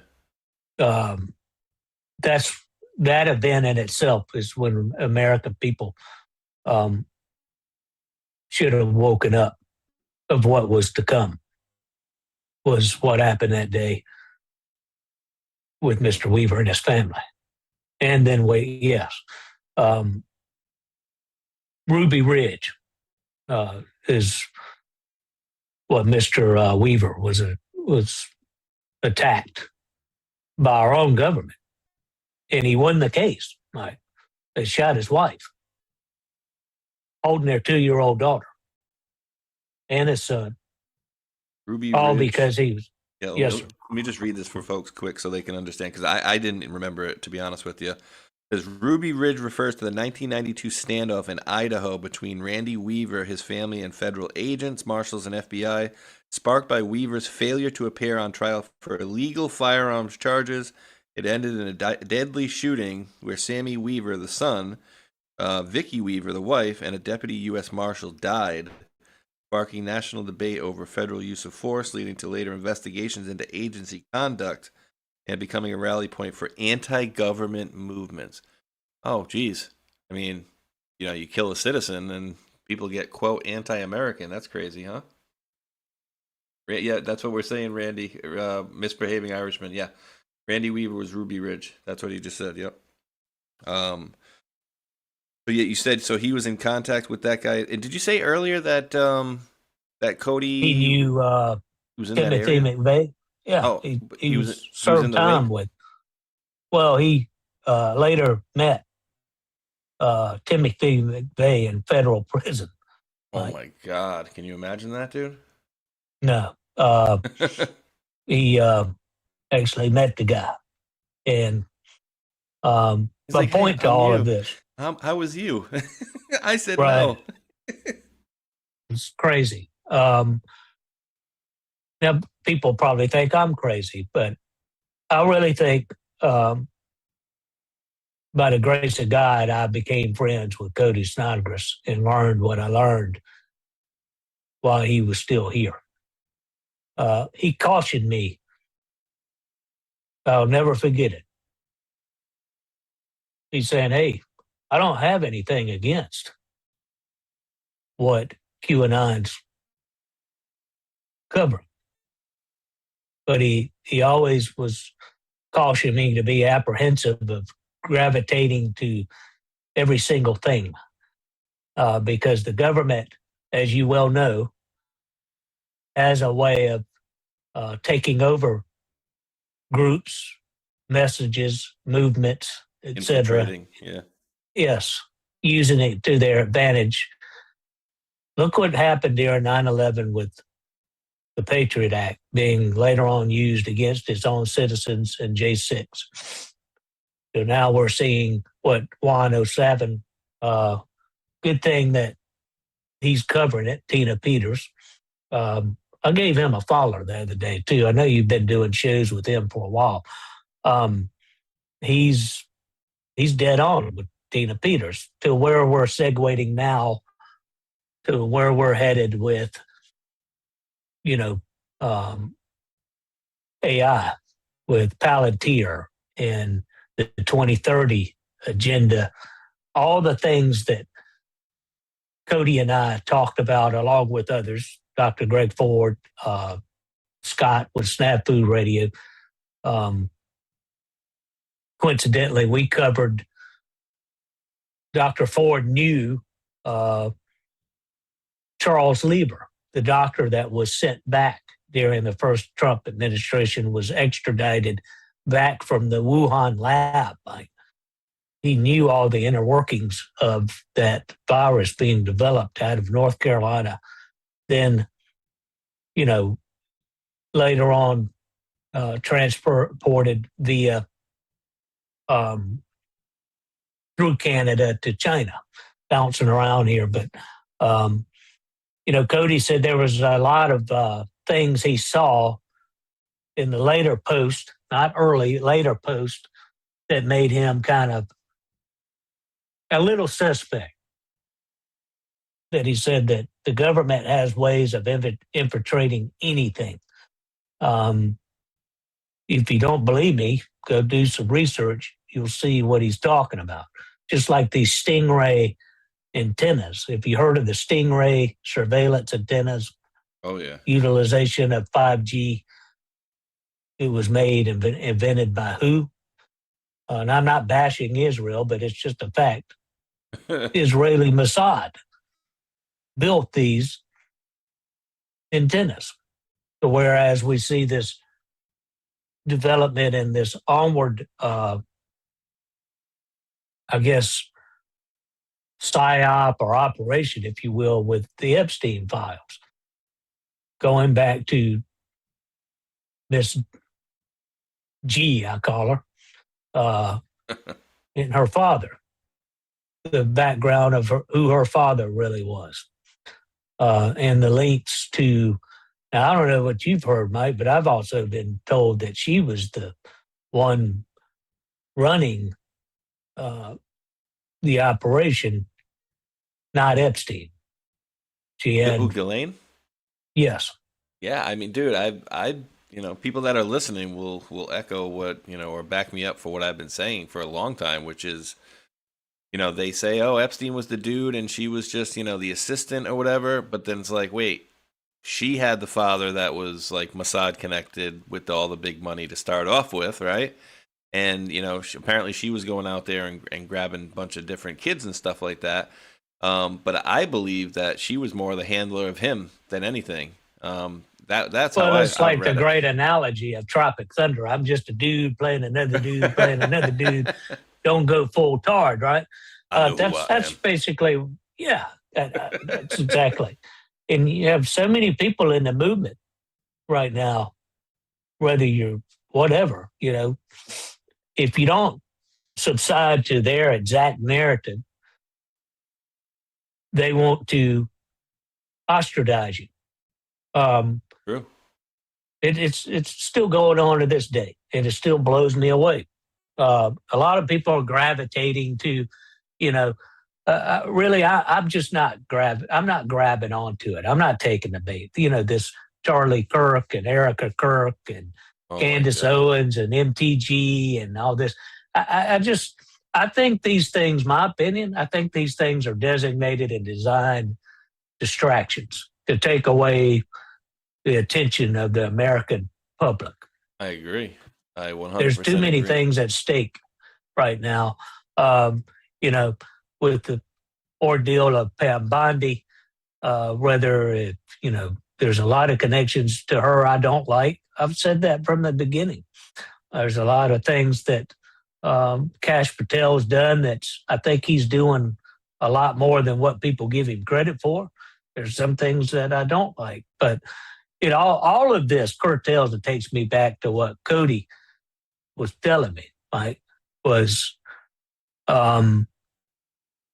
be careful what you gravitate to, because the government, meaning the world cabal, deep state, whatever, which I get back into this. You mentioned years ago, I think it was 19 or 20 when we spoke, about the operations going on in Venezuela here lately. Looking at that, you had mentioned that you had really believed in what you have saw, researched, and covered. A lot that our doc has covered on TOT in the, what do I mean, correlation to what? Well, I never really, I guess, grabbed onto it until here recently. We're seeing this in the news, which is what Putin just did, a outcry message to the American public about the deep state, the connections. What are Europe and all the allies pushing continuously? The Ukraine war, now wanting to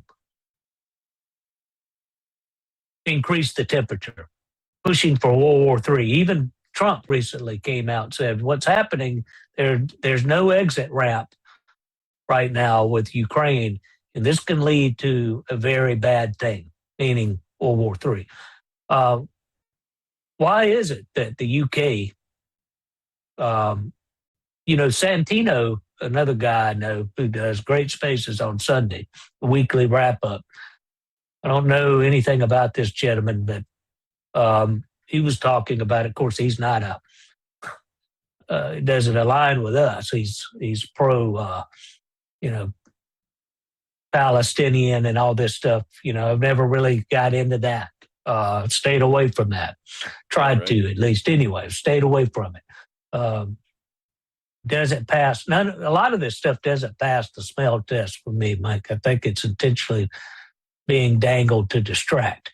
But the one thing I will agree with what this gentleman said, is the monetary system has not been in our best benefit. Meaning, what I'm talking about, the United Kingdom and the deep state cabal is your military complex, is your governmental bodies working with dark money, reasoning for the drugs, child trafficking, all of this stuff, the reasoning for the biolabs, which one people will disagree, like I had a disagreement the other night, one saying that there wasn't more than 3 labs in Ukraine. I know that's not true because of people like Dr.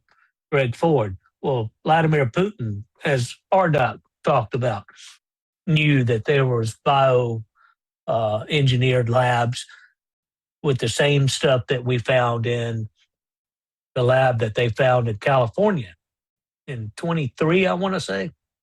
Remember that? The helicopters coming in? Well, they had, not that instant, but they had a legal biolab in California that they found in an abandoned warehouse. That was where the choppers came in? Is that where the one where the choppers came in L.A., right down No, I know which one you're talking about, but this was not too long ago. They found a Chinese couple of investors that had funded this illegal lab. I'm going to have to look this up here because I'm not doing my due diligence here. I'll share it with you. But I talked to the journalist that covered this, and they just totally tried to get rid of her. In Fresno County, Reedley, California, they had illegal lab where they were producing COVID-19, HIV spiked, hepatitis, herpes, everything was in this lab. They had actual, specimens that they found, test lab animals. It was crazy, dude. And it hardly got any exposure. Was even the craziest. Trying to find it was in 2023. I'll share the link here with you. Do you remember what I'm talking about with the helicopter that was coming in downtown LA, and I think it went to the Guatemalan Center where they had like Black Ops helicopters come in, and then they said, "What? Oh, it's a training exercise." Okay. Right. I remember Zach Redfield 78 covering that. But this was done. Of course, the AP came out, Chinese-owned lab, fueled conspiracy theories, which the DOJ later came out and covered their findings. But it's how many times have we heard that? It's a conspiracy theory that the 2020 election was stolen. Yeah. Okay. That's the reason Tina Peters and everything that happened to Mike Liddell happened, right? Get out of here with that. Smartmatic and the links to everything with that. But yeah, I got that up to Matthew too. So actually, let me ask you a question quick. Because we got a Rumble rant with a question from Greg 3012. Thank you for that, sir. Dropped the $20 Rumble rant. He asked, "What is Matthew?" And I won't let you miss your spot, so I'll keep your space on where you were because you had me drop this link, which dropped. But no problem. Says, what does Matthew know about PATCON? PATCON in all capital letters. I ended up looking. Oh, gee. Says basically PATCON can refer to the FBI's controversial Patriot conspiracy program targeting Christian military. Anything about that on your radar? I've heard of it. Some of that kind of curtails to the targeting of militia groups. Yes. Yep, exactly. So yeah, and then so kind of when you go forward to that, let me just fix the link. I'm not cheating. I didn't even have time to look it up on Google. Well, no, I mean it's the same thing, dude. Like, it's you infiltrate these groups, right? And then kind of like you had with the Gretchen Whitmer case, right? Where they had there was what do you think happened in J6, Mike? Yeah, same thing. And I guess Stephen Duentano, whatever, was behind that one, and the well, not only him, of course, but behind that and the Gretchen Whitmer kidnapping case, where, oh my God, 10 people were gonna kidnap the governor of Michigan or whatever, and it's like, well, oh my goodness, 8 out of 10 of them were FBI agents. It's like, dude, that's like, I don't know how anybody can greenlight anything like that for an op in the FBI. It's like, you really need to have 8 people get and basically talk 2 people into doing something. And dude, how many times have we heard of this in the past? Even before all the Q stuff, I remember hearing for years, like every few years or so, oh my God, this guy was just about to blow up a building, but the FBI saved him, right? They saved everybody. And then we come to find out later on that we're like, oh, well, the FBI actually gave the dude the bomb in the first place. It's like, what the hell's going on, dude? So yeah, the government's gotten way too out of control there. So, but I also didn't want you to lose your pace here, because you were talking about this. What's going on is exactly what I alluded, and I dropped another link. I like this link sharing thing. No wonder y'all use this. I've mentioned laughable that, they always have, yeah, there you go. There's your answer to AP News. Get out of here. Conspiracy theories. But all of a sudden you see this. Well, hello, indicted for distributing a adulterated, misbranded COVID-19 test and lying to authorities. But it's a conspiracy theory. Three good old American boys named Jia Bei Zhu, a.k.a. Jesse Zhu, and Quang He and David He. 3 American boys. Yeah. Well, the same similar labs were being popped up in Ukraine before the Ukraine conflict. RDOC probably knows a lot about that. And other things, NATO trying to move in weapons, RDOC's talked about that. But I digress, moving to what I was talking about with Venezuela. Why is it that Russia and China, although you do hear rumblings that counter that, but have you seen them really get involved with the Venezuela efforts so far, militarily? What country?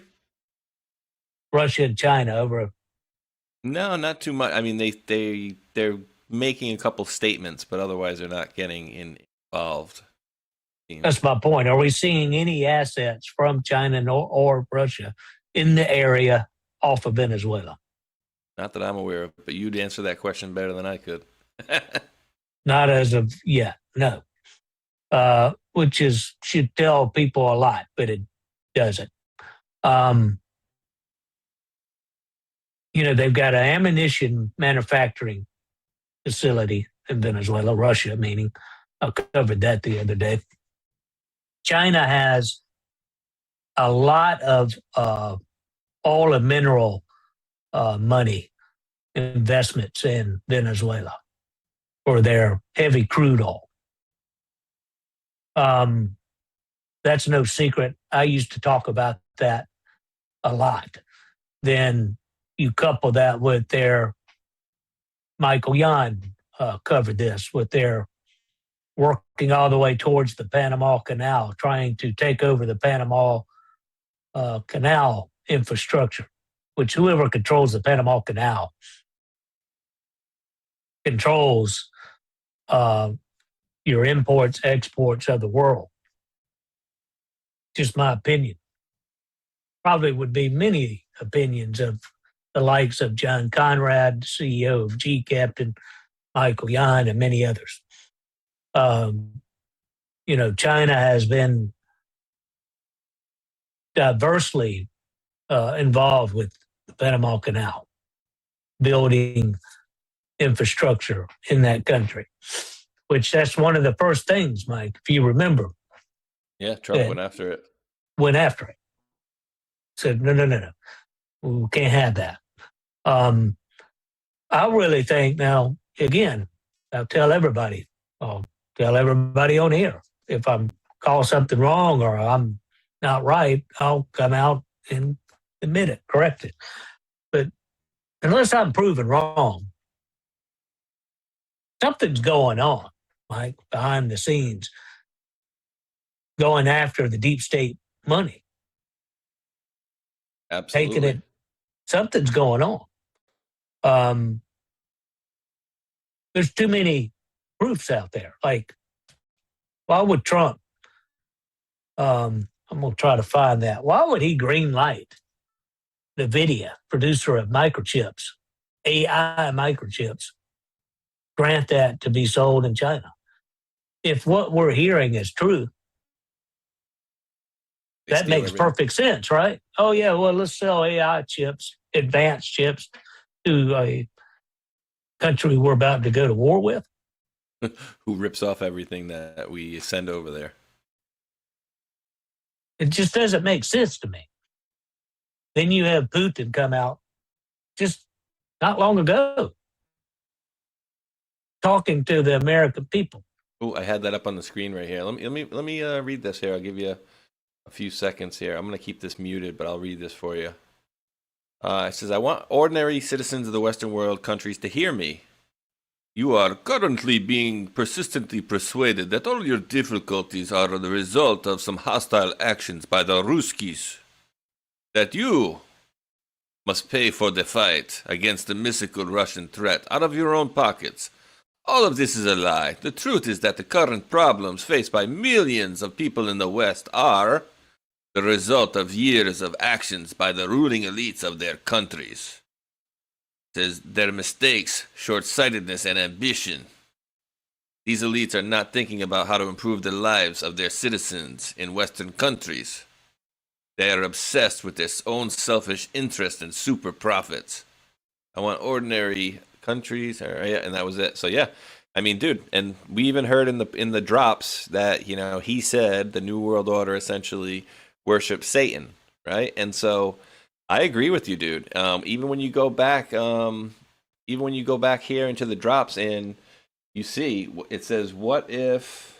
Let me see. What if? I don't know if it was Putin first or if it was POTUS or who it was first. What if Putin? Let's go with POTUS then. POTUS. What if POTUS? What if? Oh, I know it's something like that. What if China? 47. So basically, there's one in there that talks about what if China, Russia were working with POTUS essentially, right? And so I think that's the case, dude. We have this dude, Dmitriev, right, coming out recently and putting out very pro, QE type of material, and then later on we see this guy in the he's at the negotiations for the peace treaty between Ukraine and Russia. So it's like, oh, remember in the beginning, everybody's like, no, he's not a real ambassador. He's not like a real, he's not a real deal ambassador to Putin. And then it's like, well, yeah, he sure is. And then later on, and this is what you were talking about earlier, Matthew, what if Google already gave access to China launch? This is years ago. Working with, I wish I had the actual terminology here. Sorry if I'm giving anybody a seizure over here. But there is a post that talks about what if POTUS is working with China, Russia. And I think that for a long time, dude. In addition to the stuff that we're seeing, over here with Putin, I've made this argument many times, Matthew. Did you know that that Xi essentially they took his father away? The CCP took his father away and essentially brought him to like a re-education camp. And it's like, wait, how did this dude who had his father taken away and then he was brought to a re-education camp was later on able to run the country? Wouldn't you kind of want somebody like that you had to do that to? Like, you wouldn't look at that person as a solid, communist or a solid, Chinese person because you had to go bring them to the re-education camp. And imagine what bad feelings he might hold towards the CCP. That's just, that's just a guess, but I don't know, dude. What do you think? Yeah, I mean, it's. I shared a couple of links more with you, what you just mentioned, but Israel launches new military surveillance satellite. That was tied into what I was telling you about the antennas. And the reason I bring that up is I'm going to try to find the link, if I can, as you guys call, what do y'all call that? Receipts or sauce or whatever? Bring the sauce, baby. Bring the sauce, baby, yeah. The thing about it is the UK apparently not too long ago during the Venezuela campaign when it first really kicked off, stopped sharing intel with the Trump administration. Now, why would that be? That's kind of crazy, huh? Pull up your Israel one here. Google's Project Dragonfly terminated in China. That was 2019. And this one I just pulled up. Israel launches new military surveillance satellite into space. And who was that? Was it Elon or who the hell was it was saying basically that's what we need to do next is space. We need to take out, we need to have satellites and stuff in space essentially. So yeah, it's crazy, bro. There's so much to it, right? And I had this up earlier. I don't know if you saw this. Oh, look at here. Imagine, look what I have here. What do you got? You got another link? Yeah. It's interesting. UK and all kinds. Oh wait, TNFM. Which one? UK withholds intelligence. even AI, Google. Yes, I just typed it in. UK stopped sharing intel due to Venezuela. Zach, I can give you a screenshot. Says yes. Reports from November 25 indicate UK suspended sharing intelligence with the U.S. regarding drug trafficking vessels in the Caribbean, stemming from concerns over U.S. lethal military strikes against these boats, which the UK feared were illegal and made them complicit. Oh, Tell me no, leading to a significant rift with its closest ally on security matters. Tell me no. whoops. Why would that be? Bull honky. Right here, and I'm gonna pull it up here once more for you too. You know, and I did verify all of this.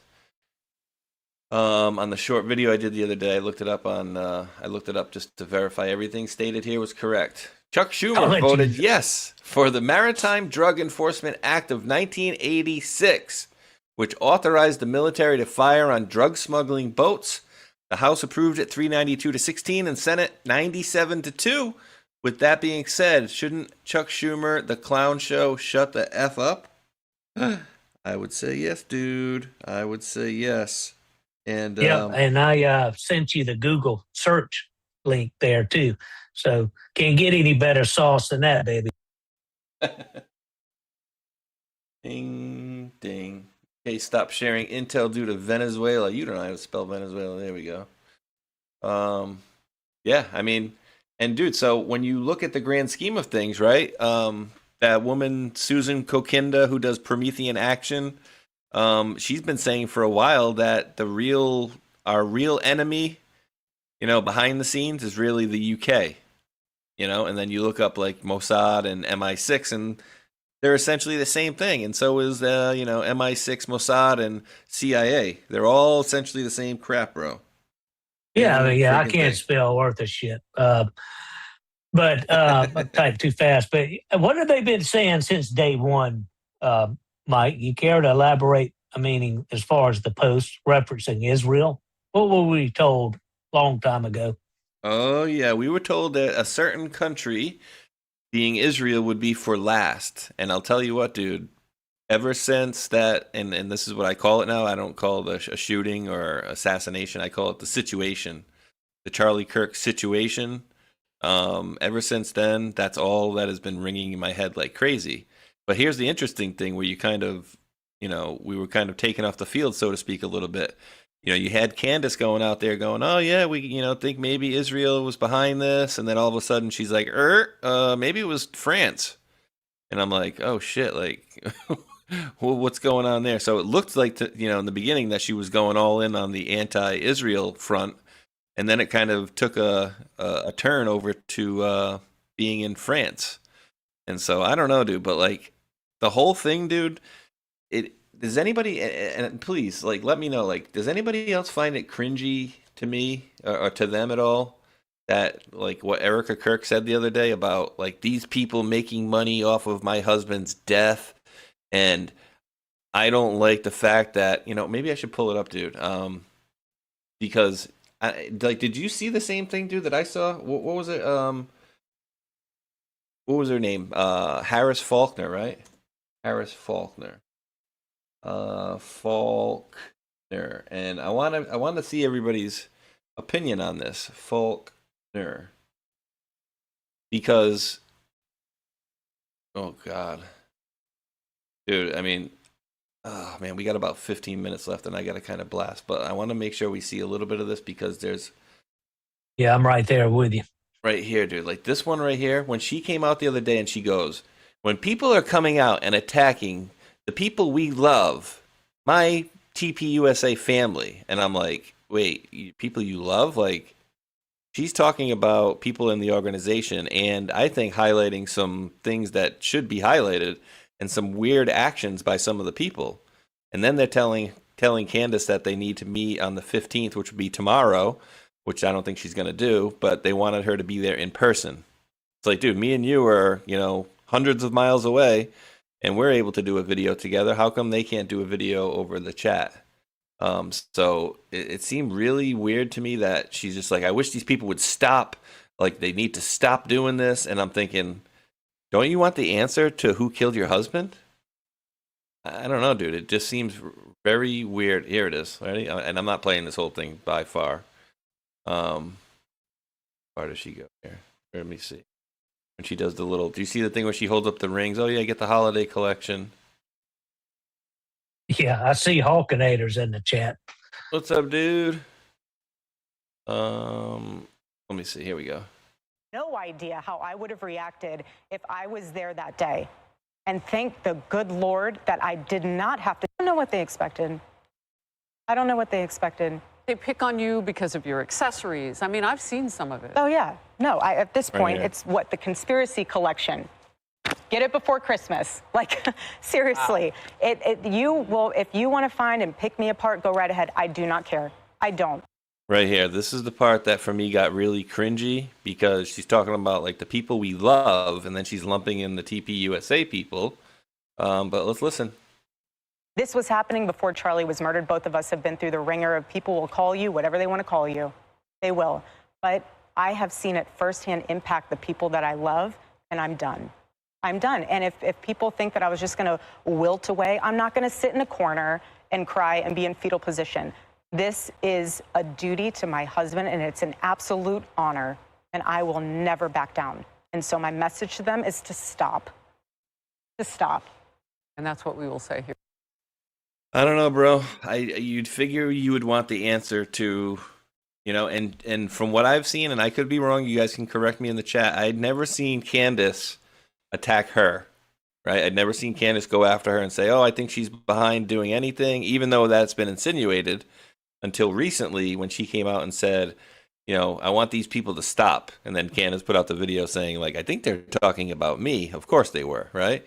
But dude, like, the whole thing doesn't make sense to me. Like, you should want the answers to who killed your husband, no matter how uncomfortable those questions might get, right? I don't get it, Matthew. I don't get it. I don't either. I mean, I don't get the Tim Pool thing. I was just gonna bring that one up, dude. Apparently, that's fake too. I mean, I don't know. I mean, they did get one guy made a call to the local sheriff's office, and I guess there was one guy that made a call, and there was no such report made. Then another guy called and said that they did quantify and say that it was. I don't know. I don't see any video. I don't see any pictures. I don't see any of that, bro. Look at this. I'm just saying. Oh, well, this is kind of weak right here. I can't really read it. But like you said, some people did call. Oh, look at this. December 6th. So this is 8 days ago. Breaking Tim Pool shooting update. Many people believe Tim Pool faked the shooting at his property last night because almost 3 years ago to the day, Tim Pool claimed he found a 9mm bullet lodged in my kitchen. Both circumstances came one day after Tim claimed that his numbers and reach were down. This seems Is to that be a kind of trend. like you got a 357 bullet in your mailbox walking your dog? I'm just saying. Hey, dude, they just pushed me into a van as I was walking down the street, walking my dogs. What happened to your dog? I don't know. That's right up there with calling me from jail as you're being bailed out. Like, yeah, I'm getting bailed out right now. Can probably call in a little bit. Sorry, you don't get bailed out and get access to a phone while you're getting bailed out and still in jail that I'm aware of. Oh, Matt, you got charged with 6 charges from the FBI. What did they charge you with? I don't know. Yeah. So what me and Matthew were talking about, a person not to be named, but we've came in contact with quite a few characters over the years, people portraying themselves as people that they're not, insiders, and people that have had 357 bullets left in their mailbox. And my wife's, all 4 of her tires were slashed at a government, protected security parking lot. All these crazy things. They pushed him into a van as he was walking his dog down the street, and then he said he was charged 6 times by the FBI. For what? I asked him, and he's like, I don't know. Oh, you got charged 6 times by the FBI, but you don't know for what? I think that would be my first question. Oh, I get 6 charges? Okay, what are my charges exactly? So yeah, we've seen it, dude. We've been there. We've done that, bro, right? I mean, We ain't shorting the tooth on this stuff. No. Oh shit, dude! It's been a blast, though. It really has been.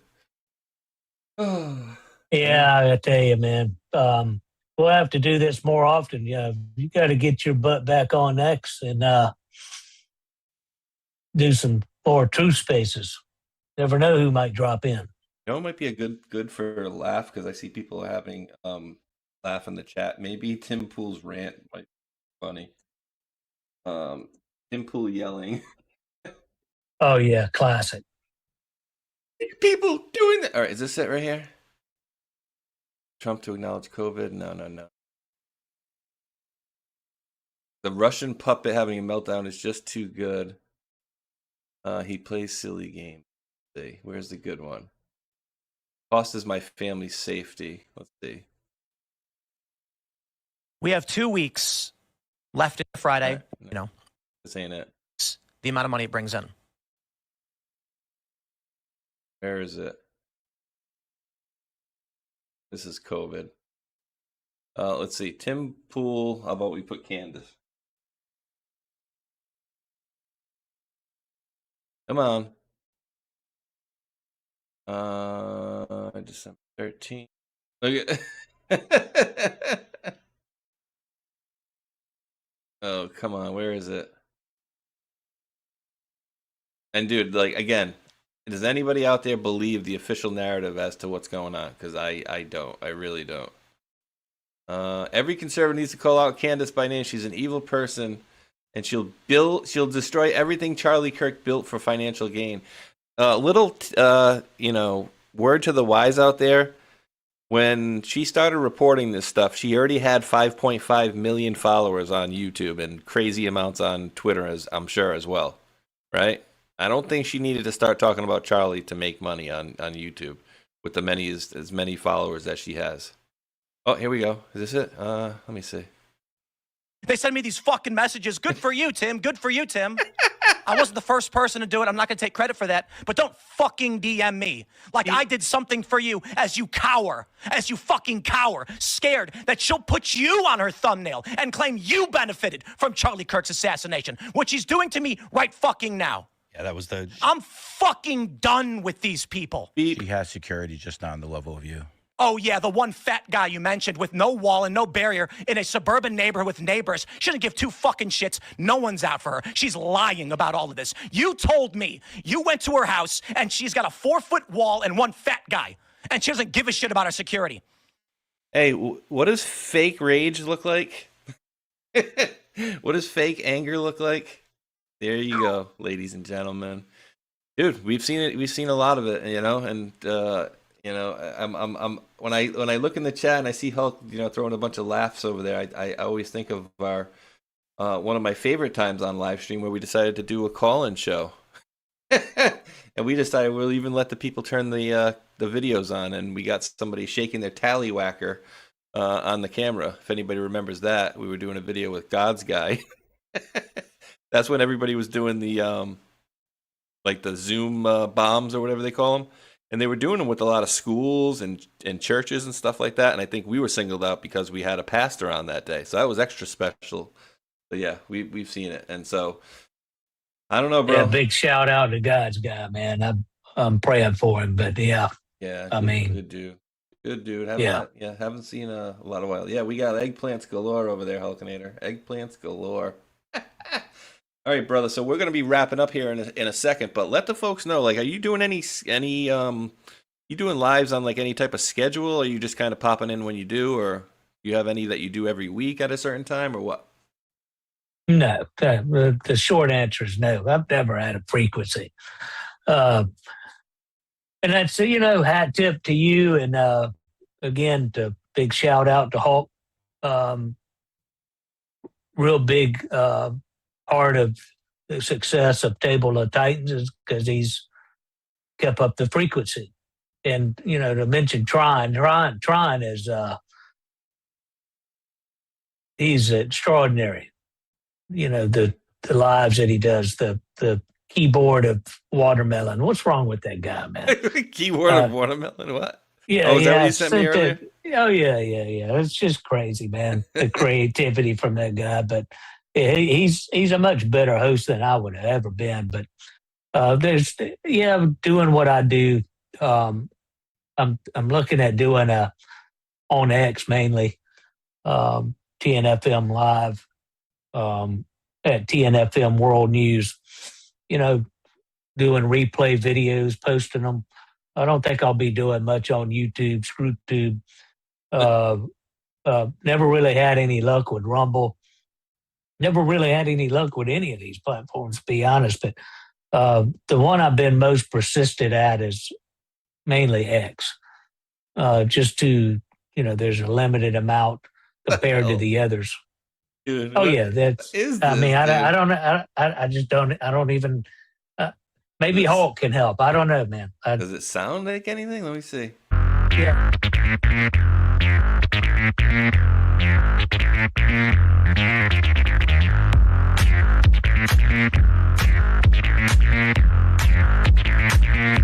That's crazy. So I don't know if that's just like a video he found or if that's like a user that put in stuff, because I know he does that from time to time. He'll have like user generated content that he'll put on his show too. So I don't know if he did that or if that's somebody that just did it and called into the show, or if that's just somebody's video. But I think that's him basically highlighting his show. You did, dude. If I was you, hey, everybody, guys, just like I do with Hulk, on our Saturday show, links to Matthew's Rumble is in the chat.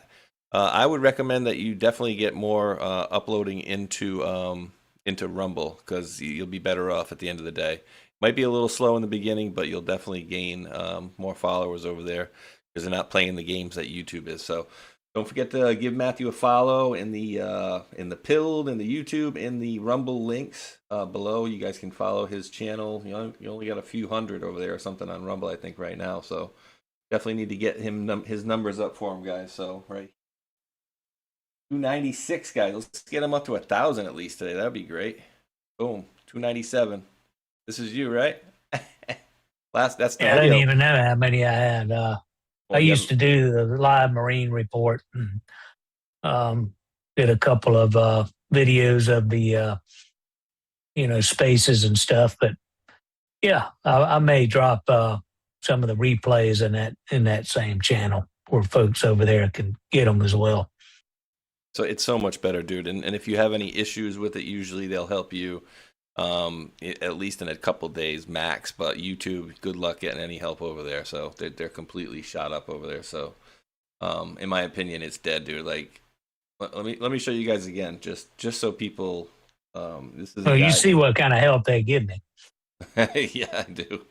I don't know if Hulk saw that too. I definitely need to show it again so everybody that wasn't here in the beginning can see.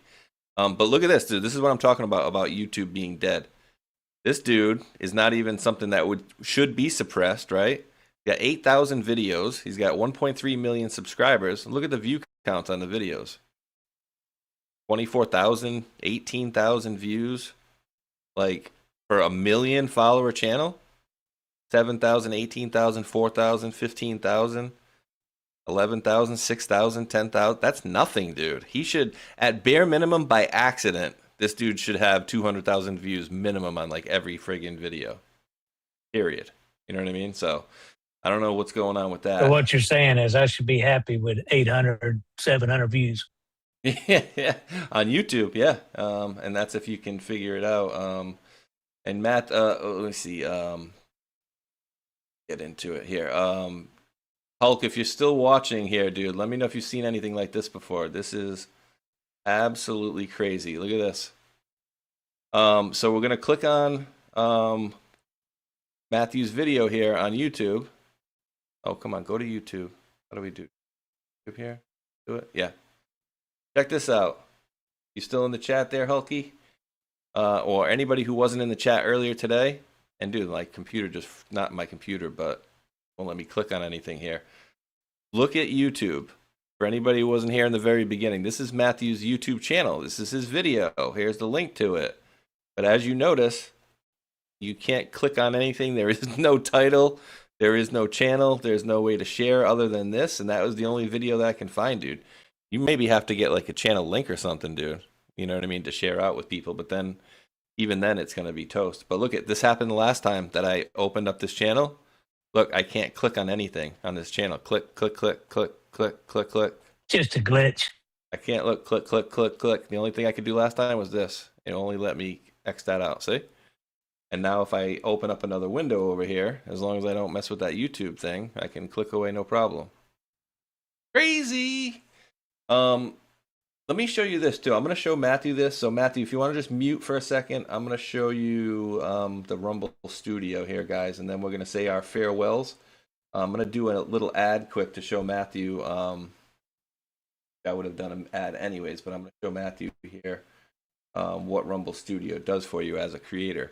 So here's behind the scenes, Matthew, and basically based on the views for however many people are viewing, you can pick different like commercials that they add and say, all right, well, here, if you read this commercial, it'll give you $4. You know what I mean? If you read this commercial, it'll give you $7 or whatever the case may be for each one.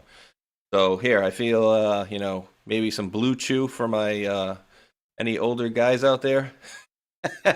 So basically, you just do this, dude, here.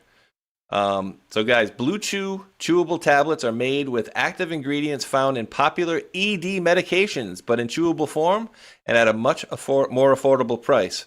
No waiting rooms, no pharmacy lines, just a quick online visit, and once approved by a licensed medical provider, Blue Chew sends the chews straight to your door.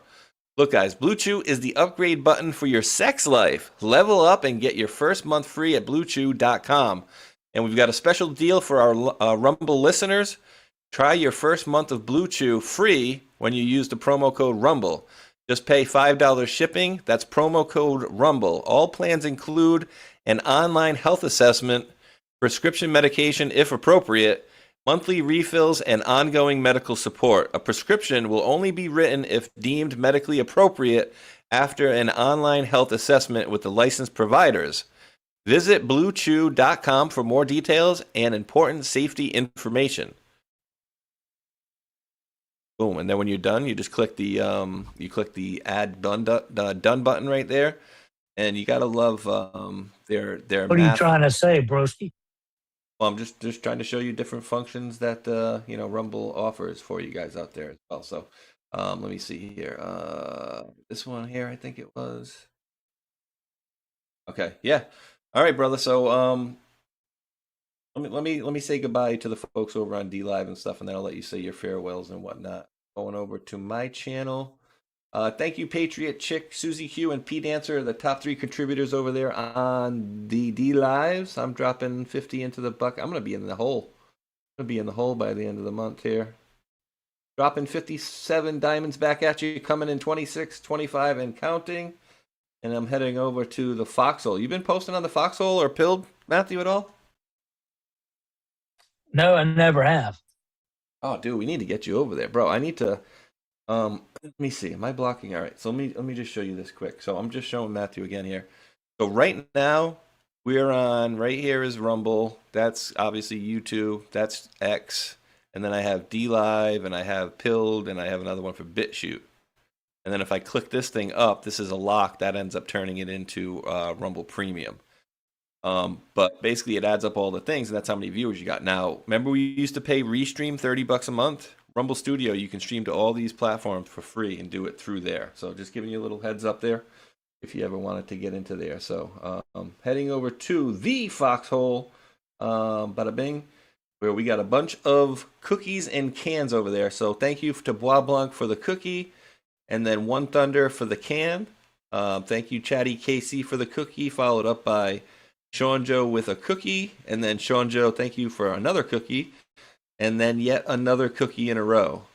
So thank you for those 3 in a row, Sean Joe, and then Steve B 15601 with the cookie. Thank you for that. No message. Hinman 1295 gifted the can, says, "Hey Mister, how's it going? Good interview. Thanks, brother." And Punk Q Rocker 4Q dropped 217 gold pills.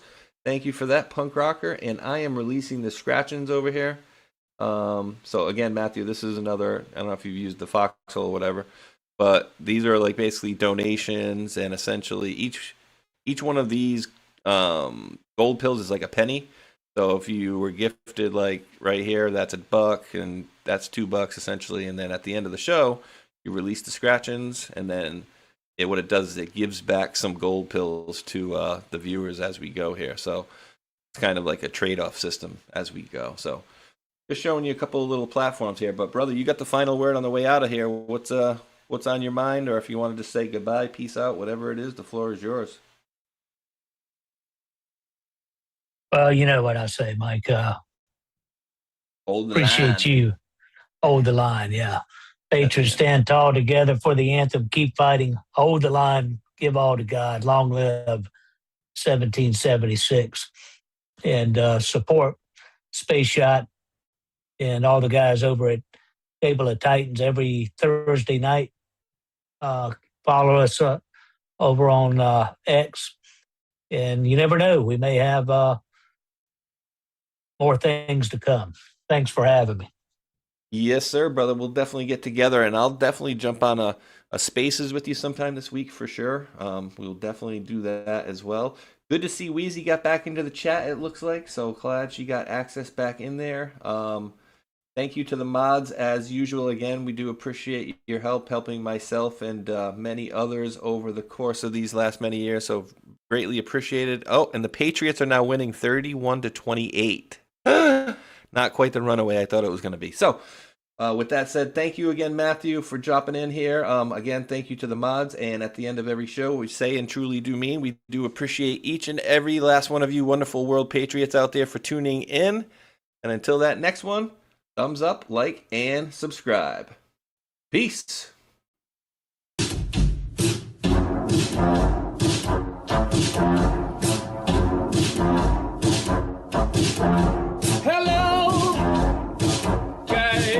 Something special is happening in here. That's right, it's Brackets and Jackets, bringing it back for Brackets and Jackets, special Epstein Island edition. That's right, folks, Epstein, Jeffrey Epstein, the man with the island, which is suspiciously close to Haiti. That's right. You see, this man, Jeffrey Epstein, is funding lots of people. He's funding lots of people on the street to make sure his shit doesn't get out. That's right. They want the record sealed. And they're paying a lot of people. Epstein's paying a lot of people. Oh, boy. For one, he's got a whole Mossad media matrix in America. And I would bet you anything that Alex Jones is one of them. Prove me wrong. That's right, Cappy's in the portal. Cappy's in the portal. Cappy's in the building with songs about Epstein. It's Breakfast Jacket's Epstein edition. Guys, I had some epiphanies today. I had some real big epiphanies about some guys. A big network of guys and spies and lies and liars. All right, think about this for a minute, okay? The guy in Portland, the scientist that just got busted for producing CP, that guy is 1 degree of separation away from Epstein. Epstein, the investor that lives in West Palm Beach, Florida. I know a guy who lives in West Palm Beach, Florida as well. Investor as well. Also involved as well. And all is not well with these guys. The Florida boys, the Glow boys, the Scott Israels of the world. You see, Epstein is Hillary Clinton. And Epstein is Haiti. And Epstein is a big network of media assets. By the way, did you know that Steve Bannon was going to that guy for money? Also, Epstein is Epstein Oprah. Epstein is Chris Tucker. You remember him. Epstein is also Kevin Spacey. Epstein is also Prince Andrew. Epstein is also... Who else is Epstein? Who else is Epstein? Tell me. You guys know? Who else is Epstein? Epstein? Is Epstein Big Pharma? Is Epstein Bryan Singer? Is Epstein Naomi Campbell? Yep, all of the above. All of the above. Who is Epstein? Epstein is the keystone of a whole motherfucking matrix. And once you pull it out, it all falls down. Dersh was there too. That's right, we're dropping red pills every day. Dropping red pills in the best kind of way. This is brackets and jackets for the denizens of islands.